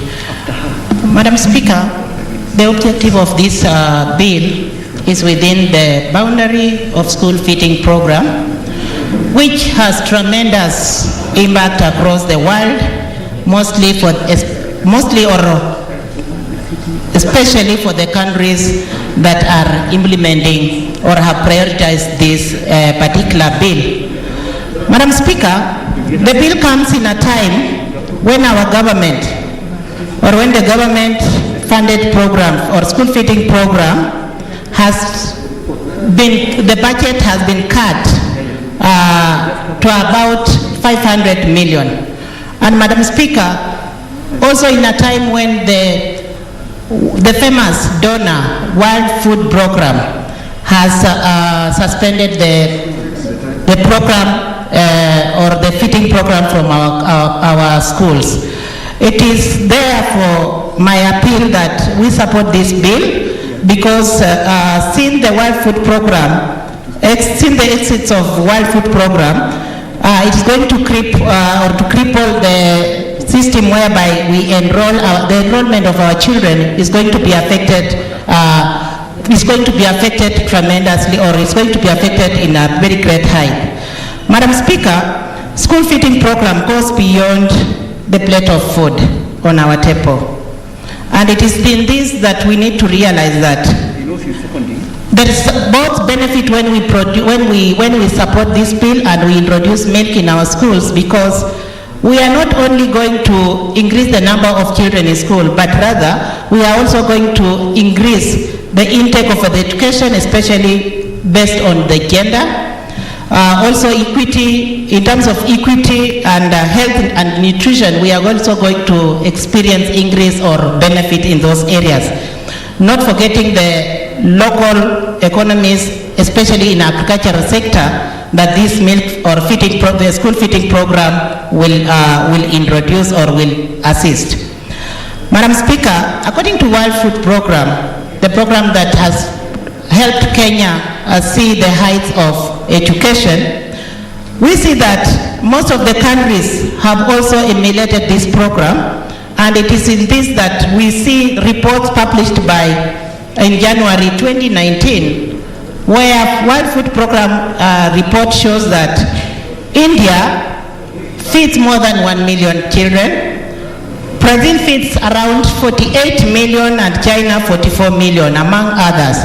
And these statistics, Madam Speaker, will help us as Kenya, as a government, to know that we need to invest more in our primary schools so as to make the retention level of our children both in primary, hence secondary school and other tertiary education.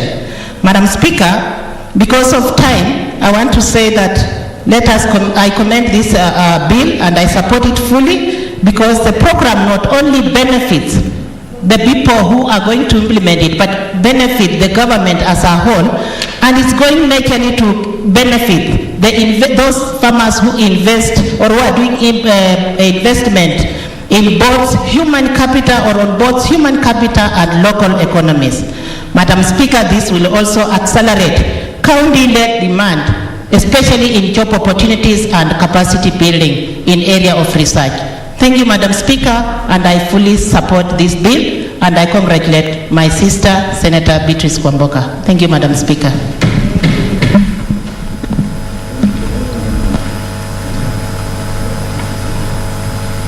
I see an intervention from Senator Sakaja. Please come to the...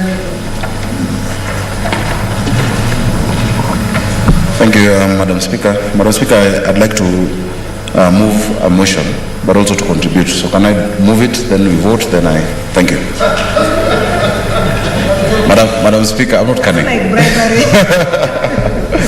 It is eating two birds with one stone. Madam Speaker, I beg to move that pursuant to Standing Order 15 and Article 171C of the Constitution, that the Senate elects Senator Petronila Were Lukorio to preside over the sittings of the Senate in the absence of the Speaker and the Deputy Speaker for the remainder of the day. Madam Speaker, I beg to move, and I would request Senator Mutula to second. Senator Mutula.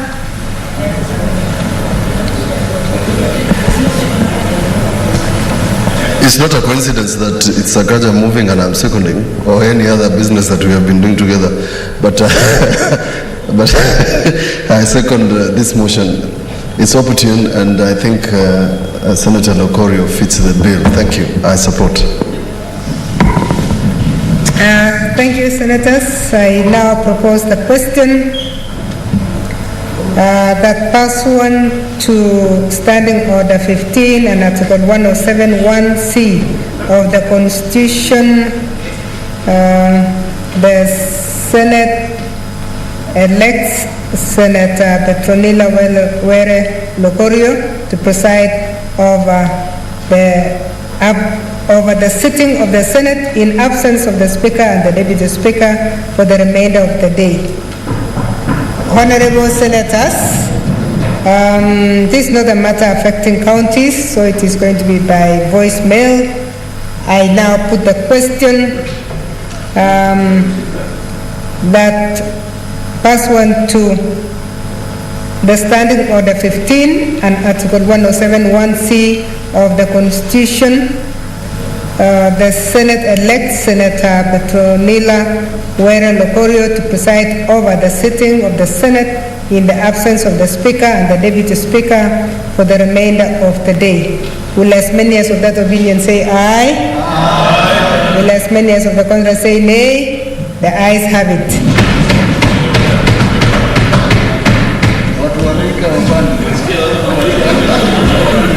Unless your point of order.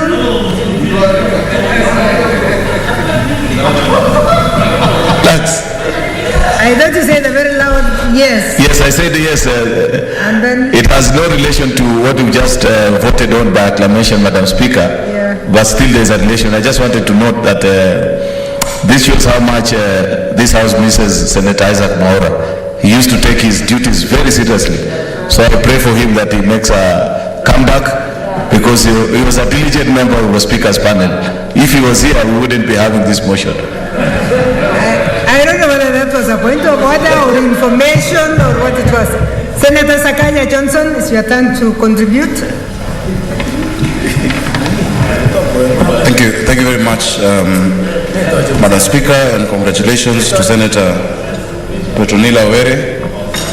We believe you're up to the task to preside over the House. Madam Speaker, I want to thank Senator Kwamboka for this bill that seeks to, Madam Speaker, provide for the nutritional well-being of our learners and our children enrolled in pre-primary and primary schools. Madam Speaker, a few months ago, actually in January of this year, I went to visit. I was donating desks to some schools in Dagoretti North constituency in Kawangware. Madam Speaker, when I asked these children, because normally there's excitement and they start shouting, hey, Super Senator is here, whatnot. So I asked them, what would you like? Because normally you'd expect them to say they want some soccer balls, or even if they're ambitious, they'd say we want a school bus. These children said they want food. Madam Speaker, as a parent, I felt heartbroken that due to the COVID crisis and the fact that many of my students in Nairobi and pupils come from informal settlements with a lot of poverty, we have children in school without food. Madam Speaker, I have said time and time again But, and this is not to say there's a better poverty than another one, but urban poverty bites and stings. In Nairobi County, in many of the urban, even the urban areas in your counties, when someone has no food, or rather no money, you will not eat and you'll have no place to stay. Many times in the rural areas, you know, a neighbor will give you what you call a gorogoro of maize. Sometimes where I'm from, originally, even the fence can be, it's edible, you can cook something. But Madam Speaker, in Nairobi County, in my county, which I can speak about because I am from Nairobi, millions or hundreds of thousands of children are going to school hungry, and when there's nothing in their stomach, there can be nothing that will go into their minds. Madam Speaker, because of that, I have also proposed and published, it's in publication, a National School Lunch Act that will actually address school feeding properly. So I support this because I think this is a precursor. This bill is a precursor. It's talking about milk. But we need a National School Lunch Act, Madam Speaker. Madam Speaker, in the course of that, when I saw that what was happening, Madam Speaker, my office quickly looked at programs that are ongoing, and I was very lucky to meet a lady called Wawera Njiru. Wawera Njiru has a program called Food for Education, where we've partnered with some of my MPs in Nairobi. Today, if you go to Dagoretti South, Mukarara Primary School, parents are involved with the Food for Education and Tap to Eat, and we're feeding 11 schools out of one center, Madam Speaker. And I want to thank Honorable John K.J. Kiari, because he was the one who introduced me to this lady, and we've seen the program that we're partnering with, that at 15 shillings, a child is able to get 650 grams of food, Madam Speaker.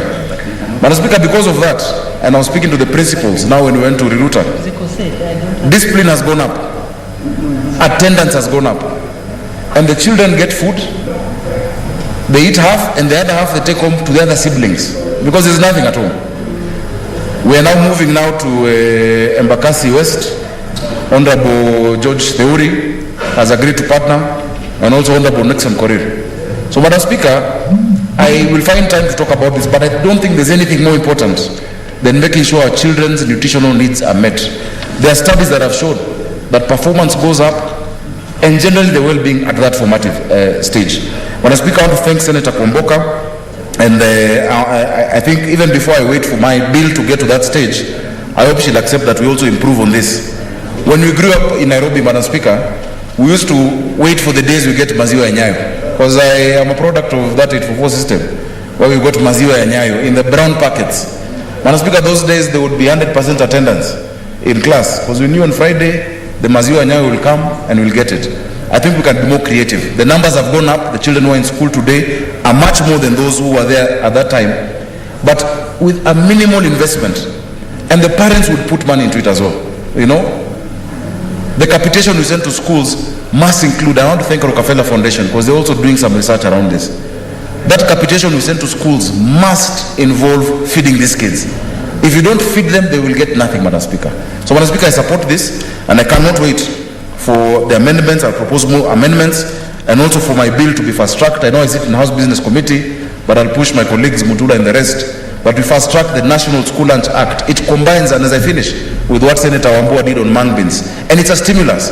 If you get the farmers from around the schools to bring their product, you're stimulating the economy of that area. If it's in Western, we get the maize. If it's in Kitui, we get the mung beans. If it is in pastoralist areas, etc., we get what is grown locally, and we'll have stimulated the economy, the farmers around, Madam Speaker, and our children will get nutrition. Thank you, Madam Speaker, for your indulgence. Asante. Thank you, Senator Sakaja, and thank you for the congratulatory message. I'm privileged to sit here to preside over the House today. Yes.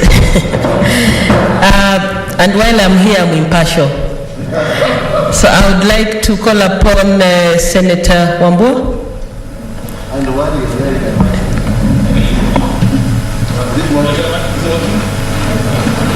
Yes, it's working, sure.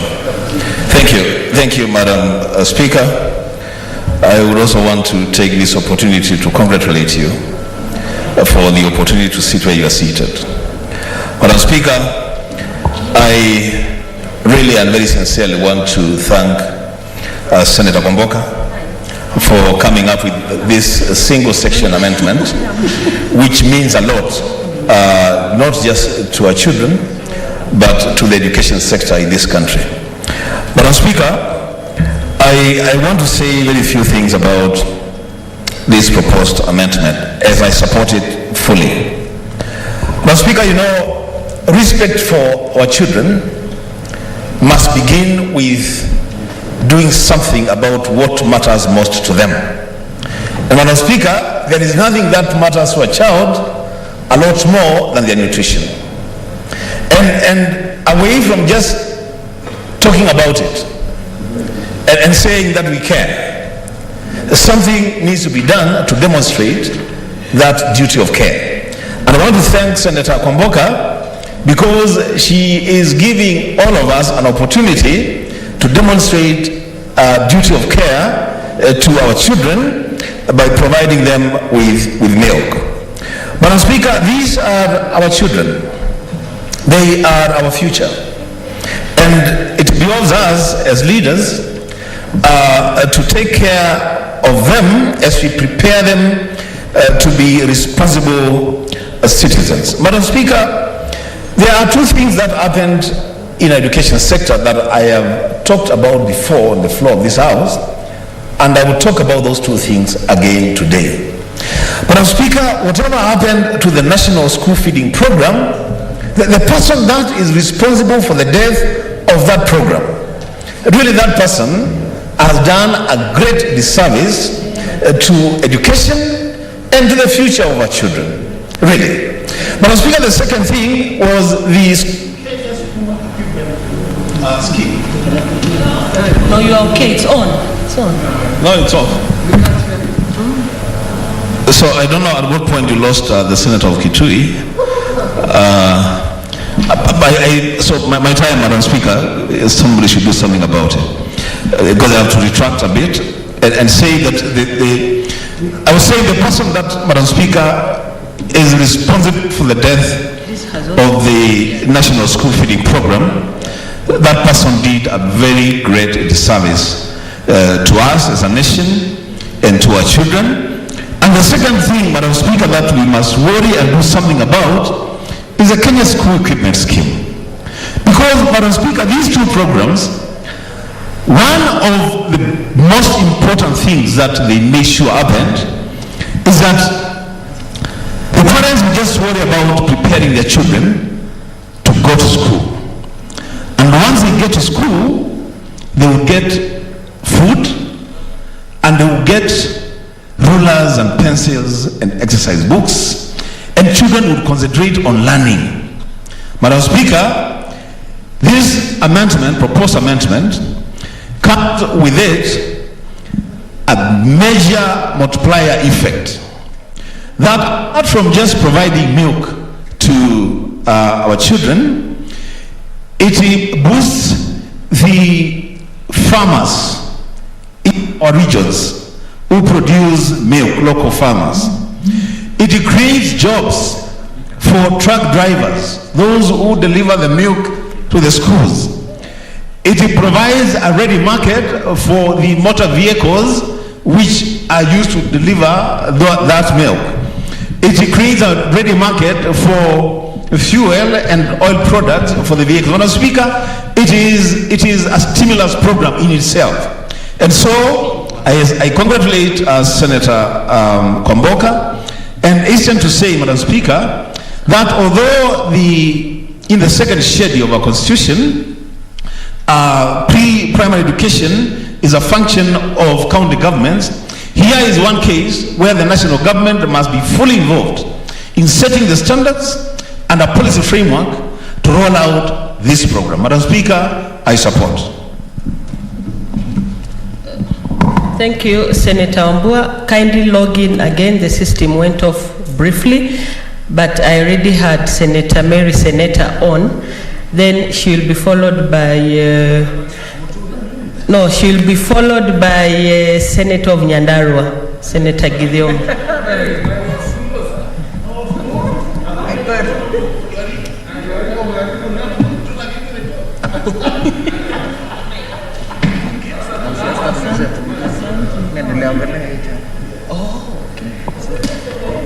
Madam Speaker, I rise to support this amendment to the Basic Education Act, which seek to introduce feeding program to the ECD children.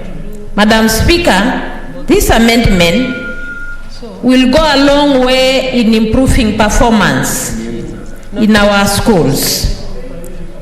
Madam Speaker, when these young children are given a food, something in between the learning time, they will be able to have good concentration on whatever they are going to be learning, and hence this will go a long way in improving their performance.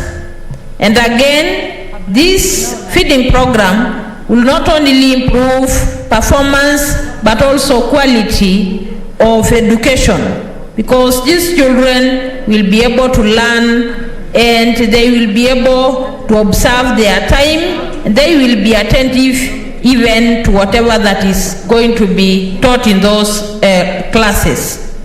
Madam Speaker, this aspect of feeding program, many of us when we were in our primary schools, we used to long for the lunch hour so that you can be given a packet of milk, and that could really motivate many of us to attend school. So this feeding program will also reduce absenteeism. Many of our children, most of the time, even pretend not to be feeling well because they are feeling hungry and they will be bored in school. And so feeding program will also improve attendance in school, and it will reduce absenteeism. The feeding program also will help those parents who are, instead of cooking lunch for their children and waiting in the house to cook and attend these young children, they will be able to be doing other farm activities, other economic activities, and therefore this will release those housewives who will be attending other things to get extra time to attend to other economical activities.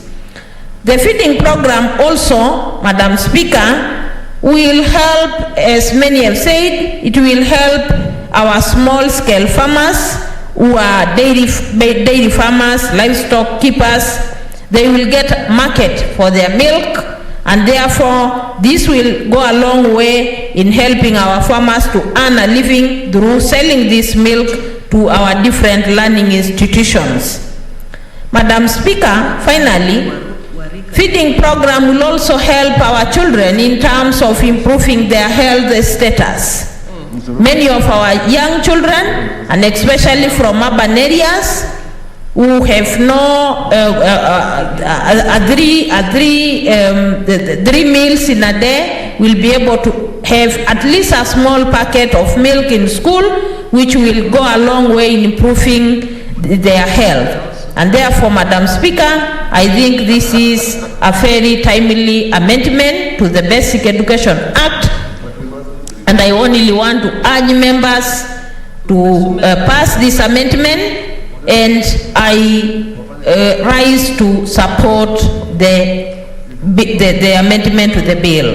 I support, and I want to congratulate my sister for having thought of this very important amendment. Thank you, Marianne. Senator Gideon.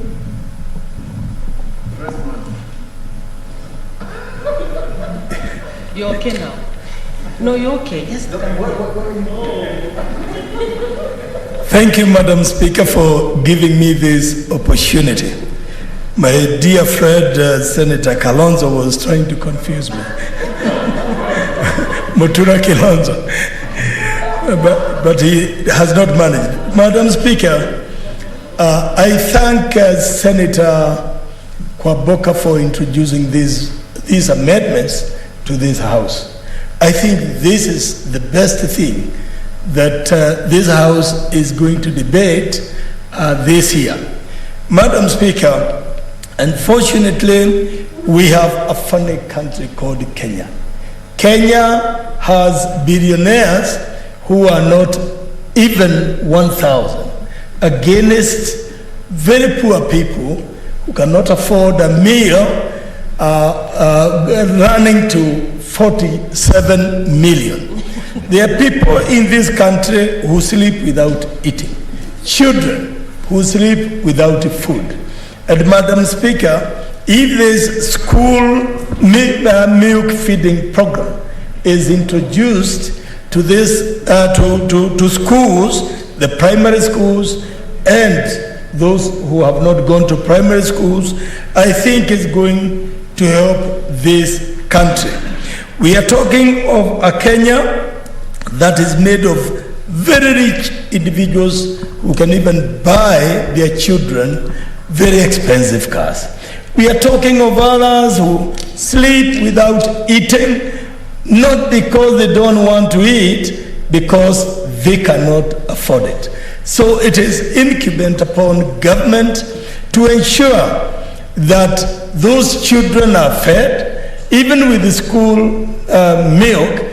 That would be good enough for them to be able to follow the teaching in schools.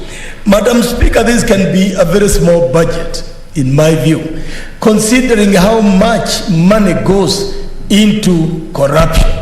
We have not been able to arrest corruption in this country.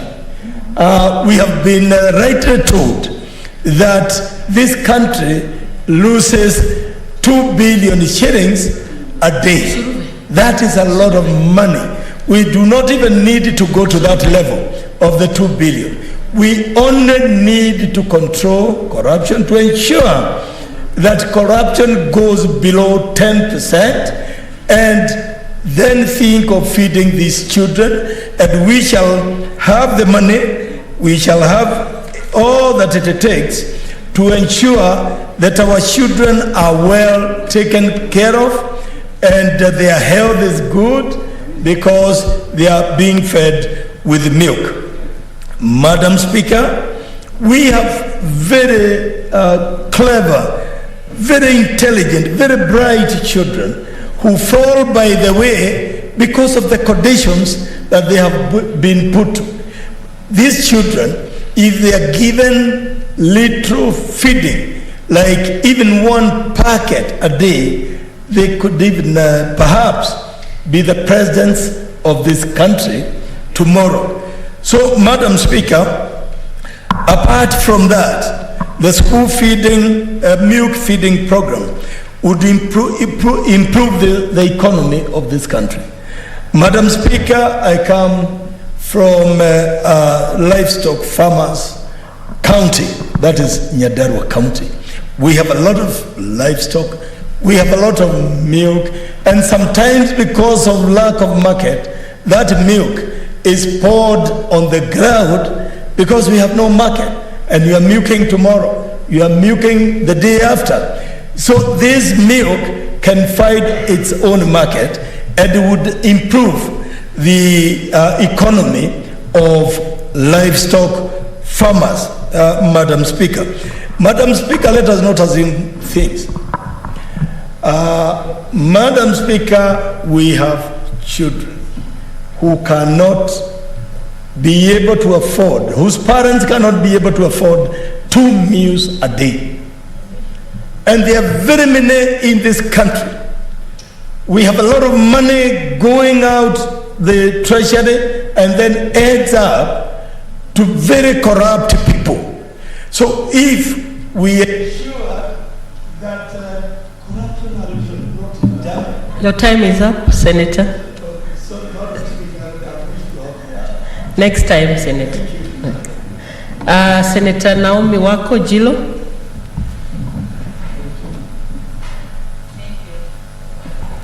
Thank you, Madam Speaker. May I also take this opportunity to congratulate you for taking that role up, and it is my prayer that you will do it to your best. Madam Speaker, I stand to support this bill on Basic Education Amendment Bill 2021. As I also congratulate Senator Kwamboka, my sister, for coming up with this very relevant bill. Madam Speaker, for those of us who come from dry areas, and especially northern part of Kenya, we have all the reasons to support this bill. As you know, in that part of the world or of the country, our people are pastoralists and they move from one place to the other. As they do that, their children suffer. And most of the time, they cannot even afford 2 meals. So milk is a special gift that can motivate both the parents and the children. And I support this bill, as I said, because the bill seeks to amend the Basic Education Act to ensure that school-going children in Kenya are provided with milk. For a pastoralist, that is the best gift. And I pray that our president will support this, because we have always supported him, and when he signs this, I'm sure the pastoralist will stand with him.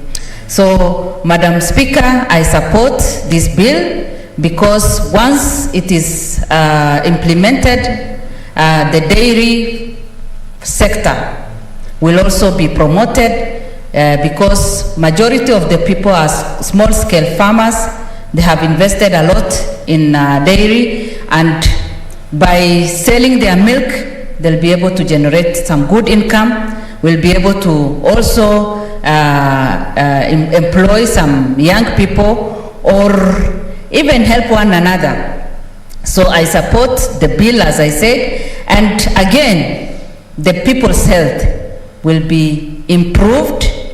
The issue of malnutrition will not be there, and the children will be strong enough. Their concentration level in class will be high, and their performance at the end of the day will be highly improved, and the children will perform very well. Madam Speaker, this will also help the teachers as they teach the children, because the children will be able to attend. As I said, this will be a kind of motivator. Madam Speaker, I don't want my time to end before I make my last point.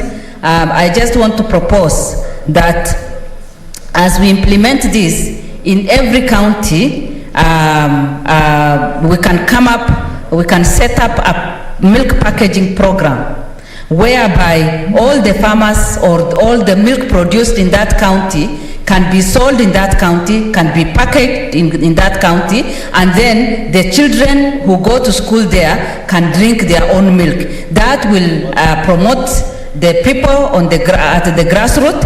That will also help them to be more innovative, and that will also give business to our counties. Madam Speaker, I fully support this bill, and it is my prayer that very soon it will be implemented and our children will benefit. Thank you. Thank you, Senator Naomi Wako. Senator Sylvia Kasanga Mweni. Yeah, thank you, Madam Speaker, for giving me this opportunity also to add my voice.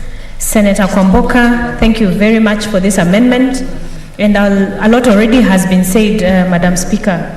But, you know, these are some of the things that you wonder why even it has to be put in legislation. Because there's been precedents. We are all children of Maziwa ya Nyayo. And I believe the way we are strong, we persevere, we are hardworking, we are go-getters, those of us who went through 844. And it is because of this background of the healthy lifestyle we had when we drank Maziwa ya Nyayo, which was distributed without fear and favor to each and every child, regardless of their background and their home. And you know, these are things that have been done before. So why can't they just be done? Must it go through a legislation for our children to be given this kind of attention that Senator Kwamboka is shouting here for? And I really commend you, Senator. You know, I say, and I was speaking at a platform another day, and I wondered, where is the place of the child in our society today? Actually, our children are very vulnerable. And we as leaders, I think we have a lot of more work to do. And truly speaking, Madam Speaker, there are nations that have turned themselves around from poverty into global superpowers just by concentrating on educating their children and making sure their children are healthy. And within less than even 10 years, you've turned an entire society around. And you know, this is where I wonder, how serious are we about leading our country into becoming a serious global player? If anything, sometimes I feel like we are actually retrogressing and moving backwards. Just the other day, this house here, I brought a statement to do with the National Plan of Action Against Sexual Abuse on Children. A plan of action that is gathering dust somewhere in this government. And then you wonder, then how much are we really giving priority to our children? How much are we giving priority to investment for the future? And let me also add this one, because it has been a big conversation going on. The social determinants of mental health. When it comes to children, where mental health actually starts when children are young, largely is to do with diet and nutrition, Madam Speaker. So our school, our Ministry of Education, and all the other ministries that have to do with children must realize, in as much as we have free education, which is very commendable, we must mop up all the children, get them from home, let them go to school at pre-primary and primary level, as well as secondary school. But at the same time, we must ensure that they are healthy and they have nutrition. This will go towards their mental wellness, concentration in school, and they're the ones who become the battalions or that this country needs to take this country to the next global level. So Senator Kwamboka, I thank you for this, and whatever other bill that is coming to ensure that our children are fed while in school at all times, I commend that effort, Madam Speaker. And congratulations, Madam Speaker, as well, for sitting on that seat. You deserve it. You're very able. Thank you so much.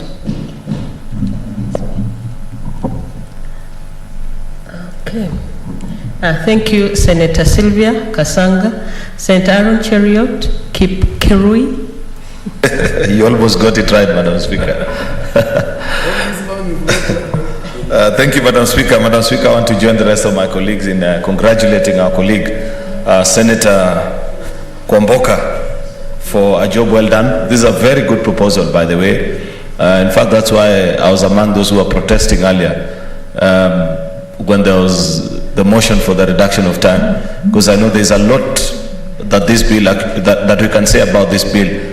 But then I am a good Democrat, so I agree with the common wisdom of the entire House. But I want to congratulate her for this very fair proposal on something that I believe is for the record books, that finally, when the history books are written and the history of the 12th Parliament is noted down of the things that we are able to achieve and the proposals that we made on how to move our country forward, this particular one is one of the bills that will be noted as a progressive one. Because, Madam Speaker, the health of our children and their overall well-being is something that as a country we have begun to neglect and not treat with the serious consideration that it deserves.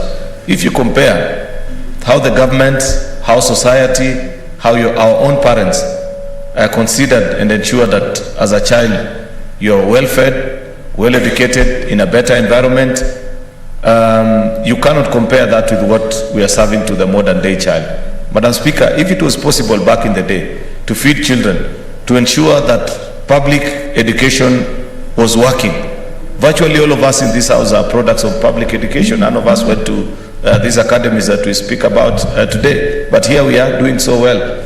So what Senator Kwamboka is reminding us is that we can still go back to the history books and learn the lessons, the things that used to work back in the day, and ensure that basic education still thrives, so that you do not have to take your kid to a particular academy, so that to ensure that something as basic, just as being fed. Can you imagine, Madam Speaker, even you as a senator, if it is possible to sit on that chair and follow debate properly if you are not properly fed? Yet unfortunately, more than half of the students who sit in our primary schools are not guaranteed. Actually, the statistics are a little bit higher than half of them are not assured of more than 2 meals in a single day. You heard Senator Sakaja mention about this particular project that is being undertaken in Dagoretti South by Honorable KJ John Kiari. that ensures that kids are fed. But even in that initiative and that program, those kids are mindful of the rest of their siblings. That in that package of 600 grams of food, they only take perhaps a quarter of it and take the rest home to share with the rest of their children. That tells you that as parents, as the elders or as the people responsible, we have failed in our responsibilities, that it's now children actually who are looking out for each other. This is unfortunate and ought not to be the case. I most sincerely do hope that once you have passed this particular bill and it is sent to the lower house for their concurrence as well, that we can quickly make it to be enacted to be part and parcel of our laws, that the county governments will set aside the requisite funds so that we ensure.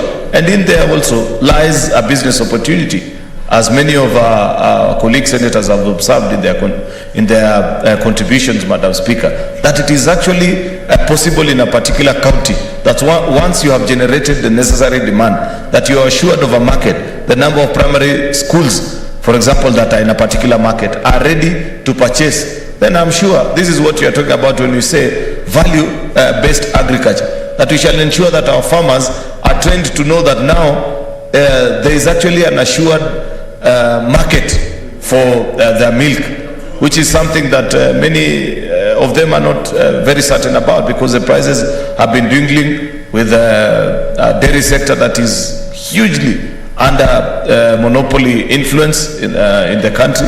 But now this is another avenue that is being created for dairy farmers, which I want to believe. There is no part of this country that you'll go to and you'll not find dairy farmers.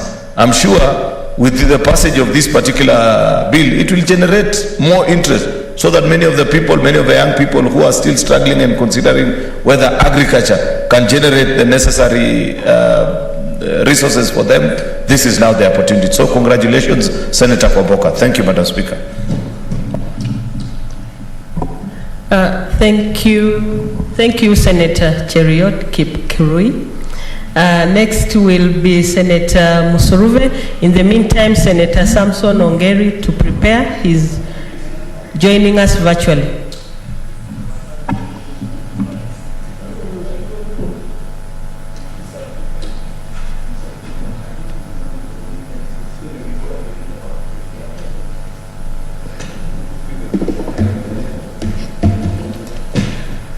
Honorable Speaker, thank you very much for giving me this opportunity. And before I continue, I'd like to congratulate you for this position, and I hope it will persist. It should not be the last one.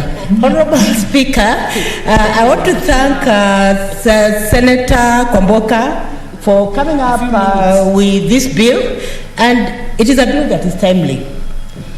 It is coming at a time when the entire globe, the whole world, is looking for ways and means of ensuring that every child is in school, and that no child, whether a boy or a girl, is in school.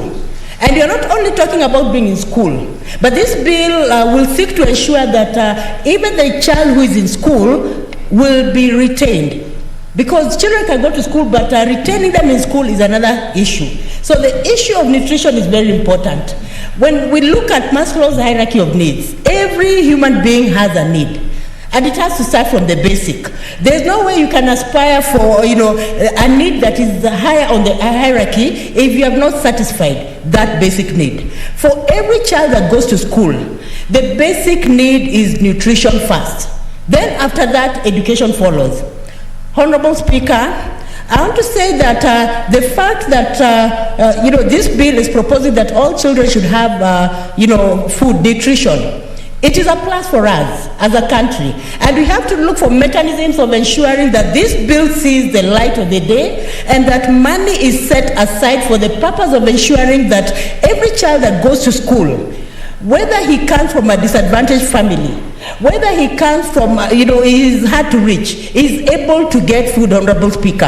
And I want to be very candid on the floor of this House, that there are so many children, millions of children, who are not able to get even a meal in the morning. Some of them drink porridge in the morning, lunchtime, evening, some do not take anything, not even water, Honorable Speaker. So this bill is going to ensure that the government is brought into account, and the government should be brought to account to ensure that it's resourcing education, is putting a lot of money into education. And I want to say, Honorable Speaker, it is coming at a time when our President Uhuru Muigai Kenyatta is co-hosting all leaders globally to ensure that he's rallying these leaders to ensure that they're donating, they're fundraising for the purpose of education. Honorable Speaker, this money is supposed to go to low-income countries like Kenya. And if they're going to low-income countries, then a lot of funds needs to be put aside to ensure that no child is left behind, Honorable Speaker. And I want to say, Honorable Speaker, when it comes to resourcing for education financing, it should be over 20%. And this money should start from the national government, cascade to the county governments, Honorable Speaker. We cannot compromise the lives of our children, Honorable Speaker. We have to look for ways and means of ensuring that our children love education, Honorable Speaker. I am a product of Nyayo Milk. And I remember, Honorable Speaker, I did not come from an endowed family, but that alone kept me in school, Honorable Speaker. And I am where I am because I was retained in school, Honorable Speaker. So there's need for us to look for a mechanism of ensuring that we are reaching the hard to reach children. Those children who come from disadvantaged families, those children who cannot even have bread on their table, they cannot have milk on their table, they cannot have even uji on their table. Let us retain them in the school system, Honorable Speaker. And I want to say, Honorable Speaker, this is a good bill, but it should not be a bill that cartels are waiting for it to just mature, and then they come in with their tenders and all that, Honorable Speaker. It should be a bill that should also empower county governments, Honorable Speaker, so that when it comes to financing, county governments should look for mechanisms of ensuring that they're bringing all the milk in the counties and giving it to the children. That way they're going to boost the economy of their counties, Honorable Speaker. Even the farmers in those counties will benefit, Honorable Speaker. And I want to say, Honorable Speaker, Senator Gideon Moi came up with a local content bill. And I think, Honorable Speaker, and I want to state to also Senator Kwamboka, there's a need to really see how to craft, a sentence that will entail that all the milk should come from that county, Honorable Speaker. Because I suppose that there's milk that will come from Uganda, from Tanzania, from wherever, and yet this bill is supposed to benefit the people of Kenya, the children of Kenya. So I want to say, Honorable Speaker, and I'm proposing to Senator Kwamboka to just ensure that this bill is not actually abused by cartels who are actually waiting so that they benefit from the Honorable Speaker. When you look at it has benefits to even children. Your time is up, Senator Msuruve. Thank you for that passionate presentation. And you brought up quite a number of issues, for example, having milk for school produced in the counties to promote the economies of our country. And that's the essence of devolution. Thank you very much. And now virtually we have Senator Samson Ongeri. Senator Ongeri, he's online. As he prepares himself to get back online, Senator Langat Christopher Andrew.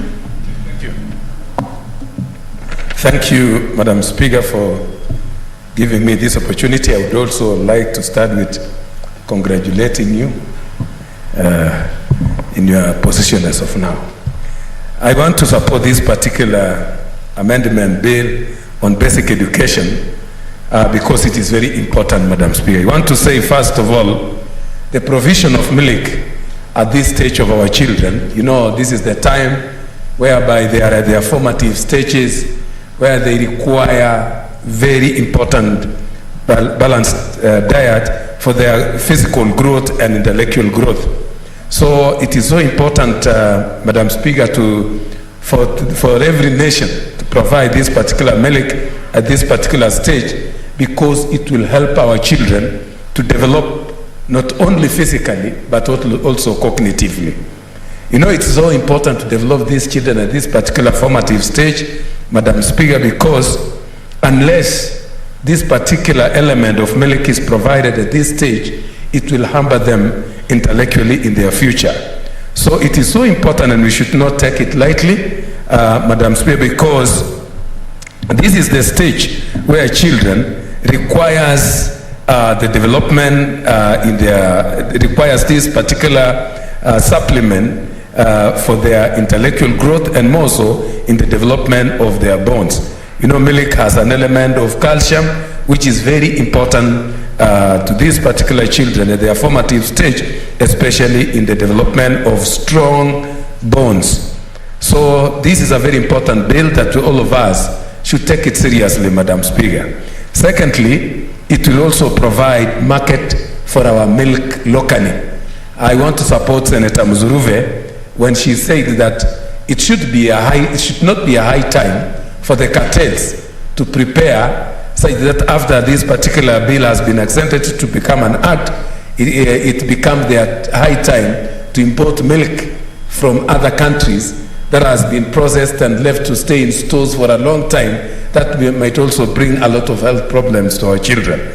It should actually be restricted to supporting farmers in our country. We've seen farmers from various parts of this country, especially the pastoral communities and the Rift Valley region, where their milk has never been having good market.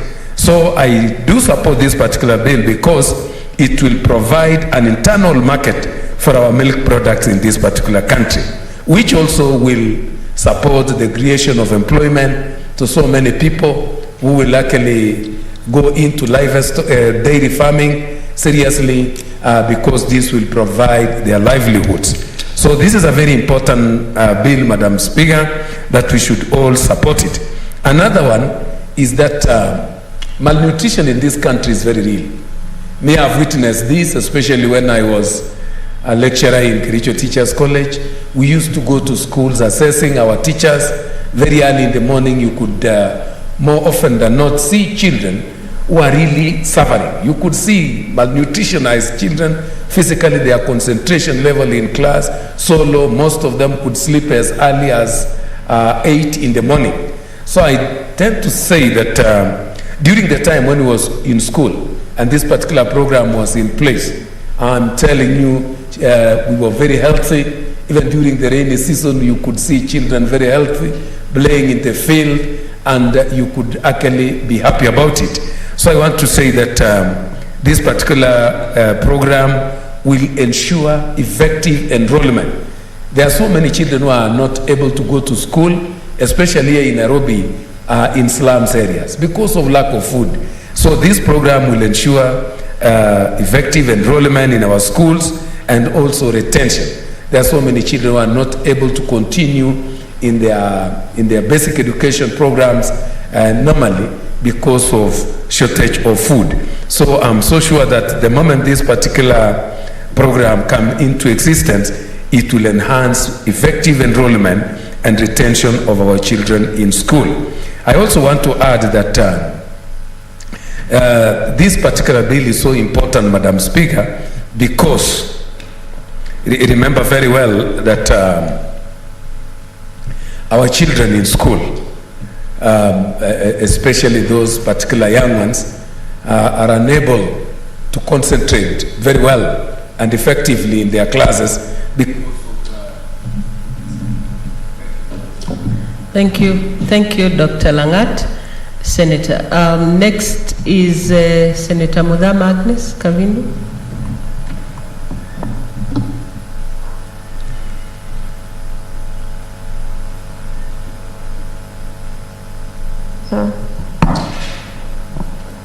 Okay, thank you, Madam Speaker, for this opportunity. And I want to, first of all, start by congratulating you for where you are sitting. And it's my prayer that it will not be the last time, it will be just but a beginning for you. I also take this opportunity to congratulate Senator Okomboga, for this amendment bill of basic education. And I want to contribute by saying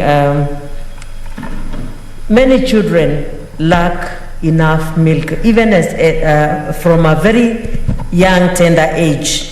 Especially if a mother gives birth and the child dies, and the mother dies, the child is left, that child does not get enough milk.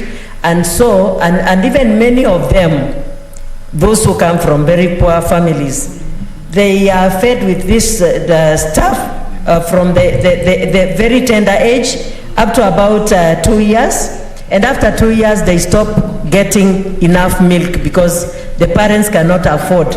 So bringing this milk back to the school will be very good. Also, for the concentration of the children in school, it will really help. It will also be good for the farmers.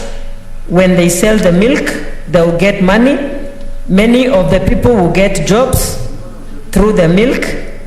And I want to say, Madam Speaker, I want to congratulate Wakwamboga for this very important bill. And I want to concur with the rest of the senators that the milk should be provided from the counties unless the counties does not have enough to give to supply to the schools. But otherwise, it should come from there. We should also be careful, Kwamboga, as you write, that we will not get milk that has preservatives, because a lot of it will also affect our children and cause more other health problems. I want to thank you, and I want to say that this is a very important bill, and I pray that it will pass and it will be implemented. Thank you, Madam Speaker. Thank you, Senator Kavindu. Senator Ali Abdullahi Ibrahim. Thank you, Madam Speaker. I will not complain. Thank you, Senator Kwamboga. Thank you very much. I think most members have talked about the importance of the amendment, and I totally agree with it and support it fully. What I want just to mention, Madam Speaker, is that everybody is talking about cartels. This country has this problem, and they always make sure that when something comes up, anything good that comes up, some people take advantage. And they will steal from these young children in this country. This is the fear I have. For the pre-primary, the county government will take care of it, and most likely that's where the amount of milk can be used from the counties, especially for those ones who don't have a lot of milk. Then they can use it for the pre-primary schools. That's where it's needed. But for when you say about all primary schools, most likely some big people with big factories will take over. They will import a lot of powdered milk from outside the country, which has overstayed, and which is in some other countries which has overstayed, which is very cheap. And then they will say that this is fresh milk, which is not the case. I don't know what we can do about it, but I think the people have to be enlightened, and we make sure that the UHT which will come, because they will just dissolve it and put it in some packets and distribute it. So unless we are sure of the type of milk which is available, we might even poison our children, which is very dangerous to this kind to us and to the young ones. As Dr. Langata said, that when they are at that age is when they require proper nutrients. And if they are given milk which is not properly, which has not proper nutrients, and some of the things have been removed already, then it might not be very useful. But all in all, you have heard people talk about Nyayo milk. I was not part of that. But it has helped a lot of children.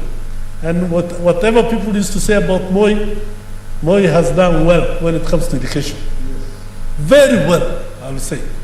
And even adults cannot sit in meetings when they are hungry. They start yawning and they start doing this, and the mind goes, what about a child who is hungry? They can never concentrate on anything.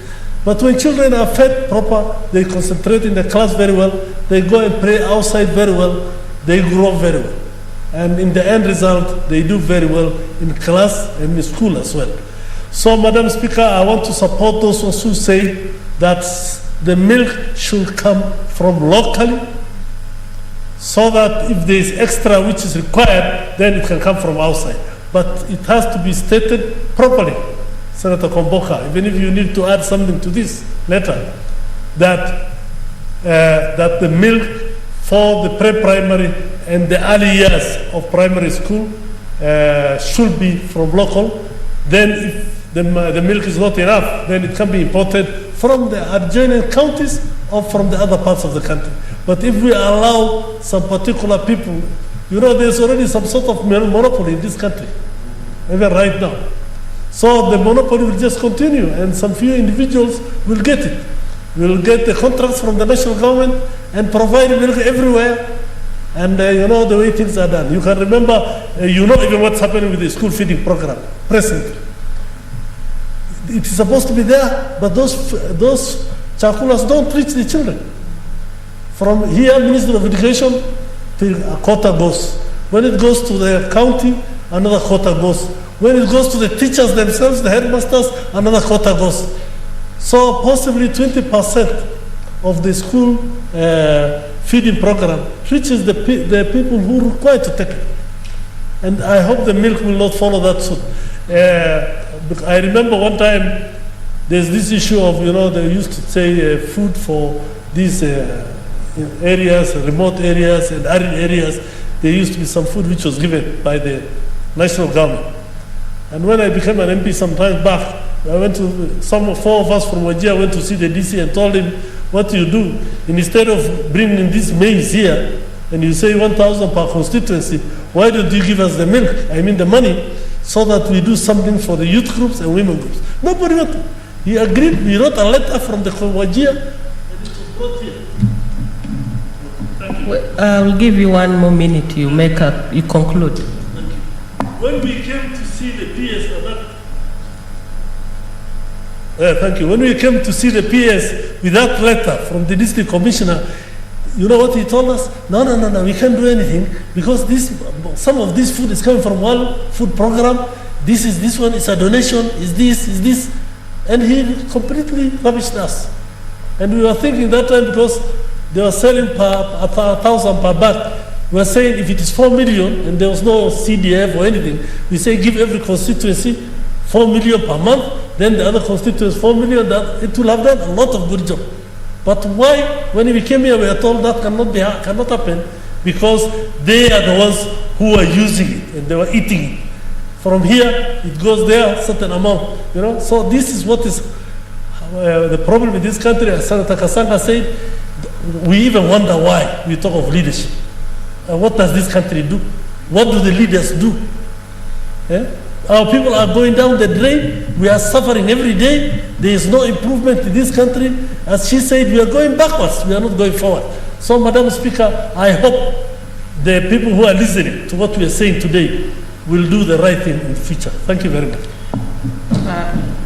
Thank you, Senator Dr. Abdullahi, for reminding us about cartels and questioning the source of milk. And Senator Kwamboka, you may have to consider some of these amendments proposed by members. Next is Senator Hagura. Godan. Thank you, Madam Speaker. I'd like to thank Senator Kwamboka for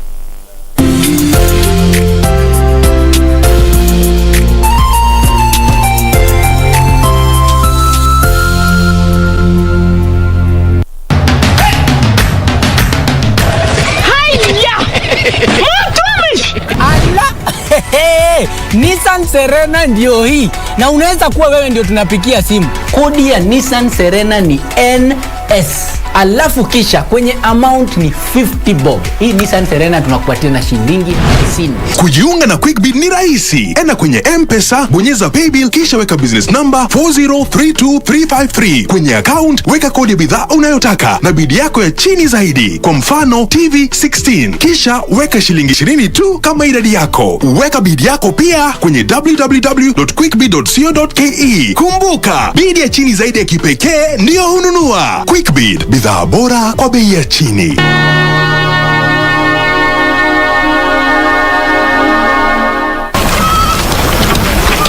From my father's house to the land I will show you. Oh God, give me the strength to do what I must. Abraham, do not harm your child. For now I know that you fear God, seeing that you've not withheld your son.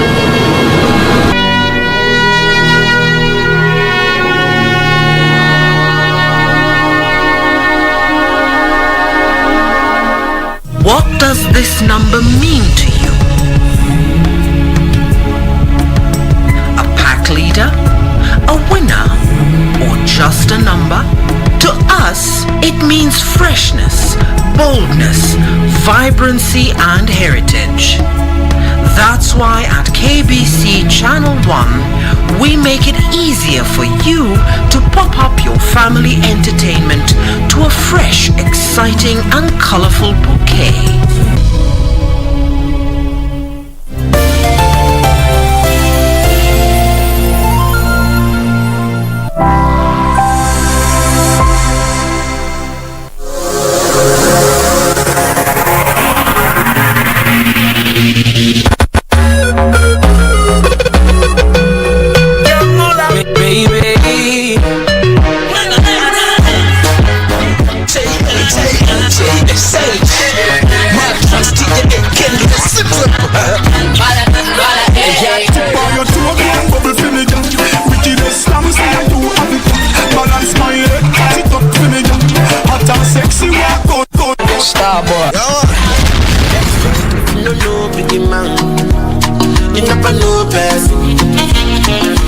Shiny eye, you never see something.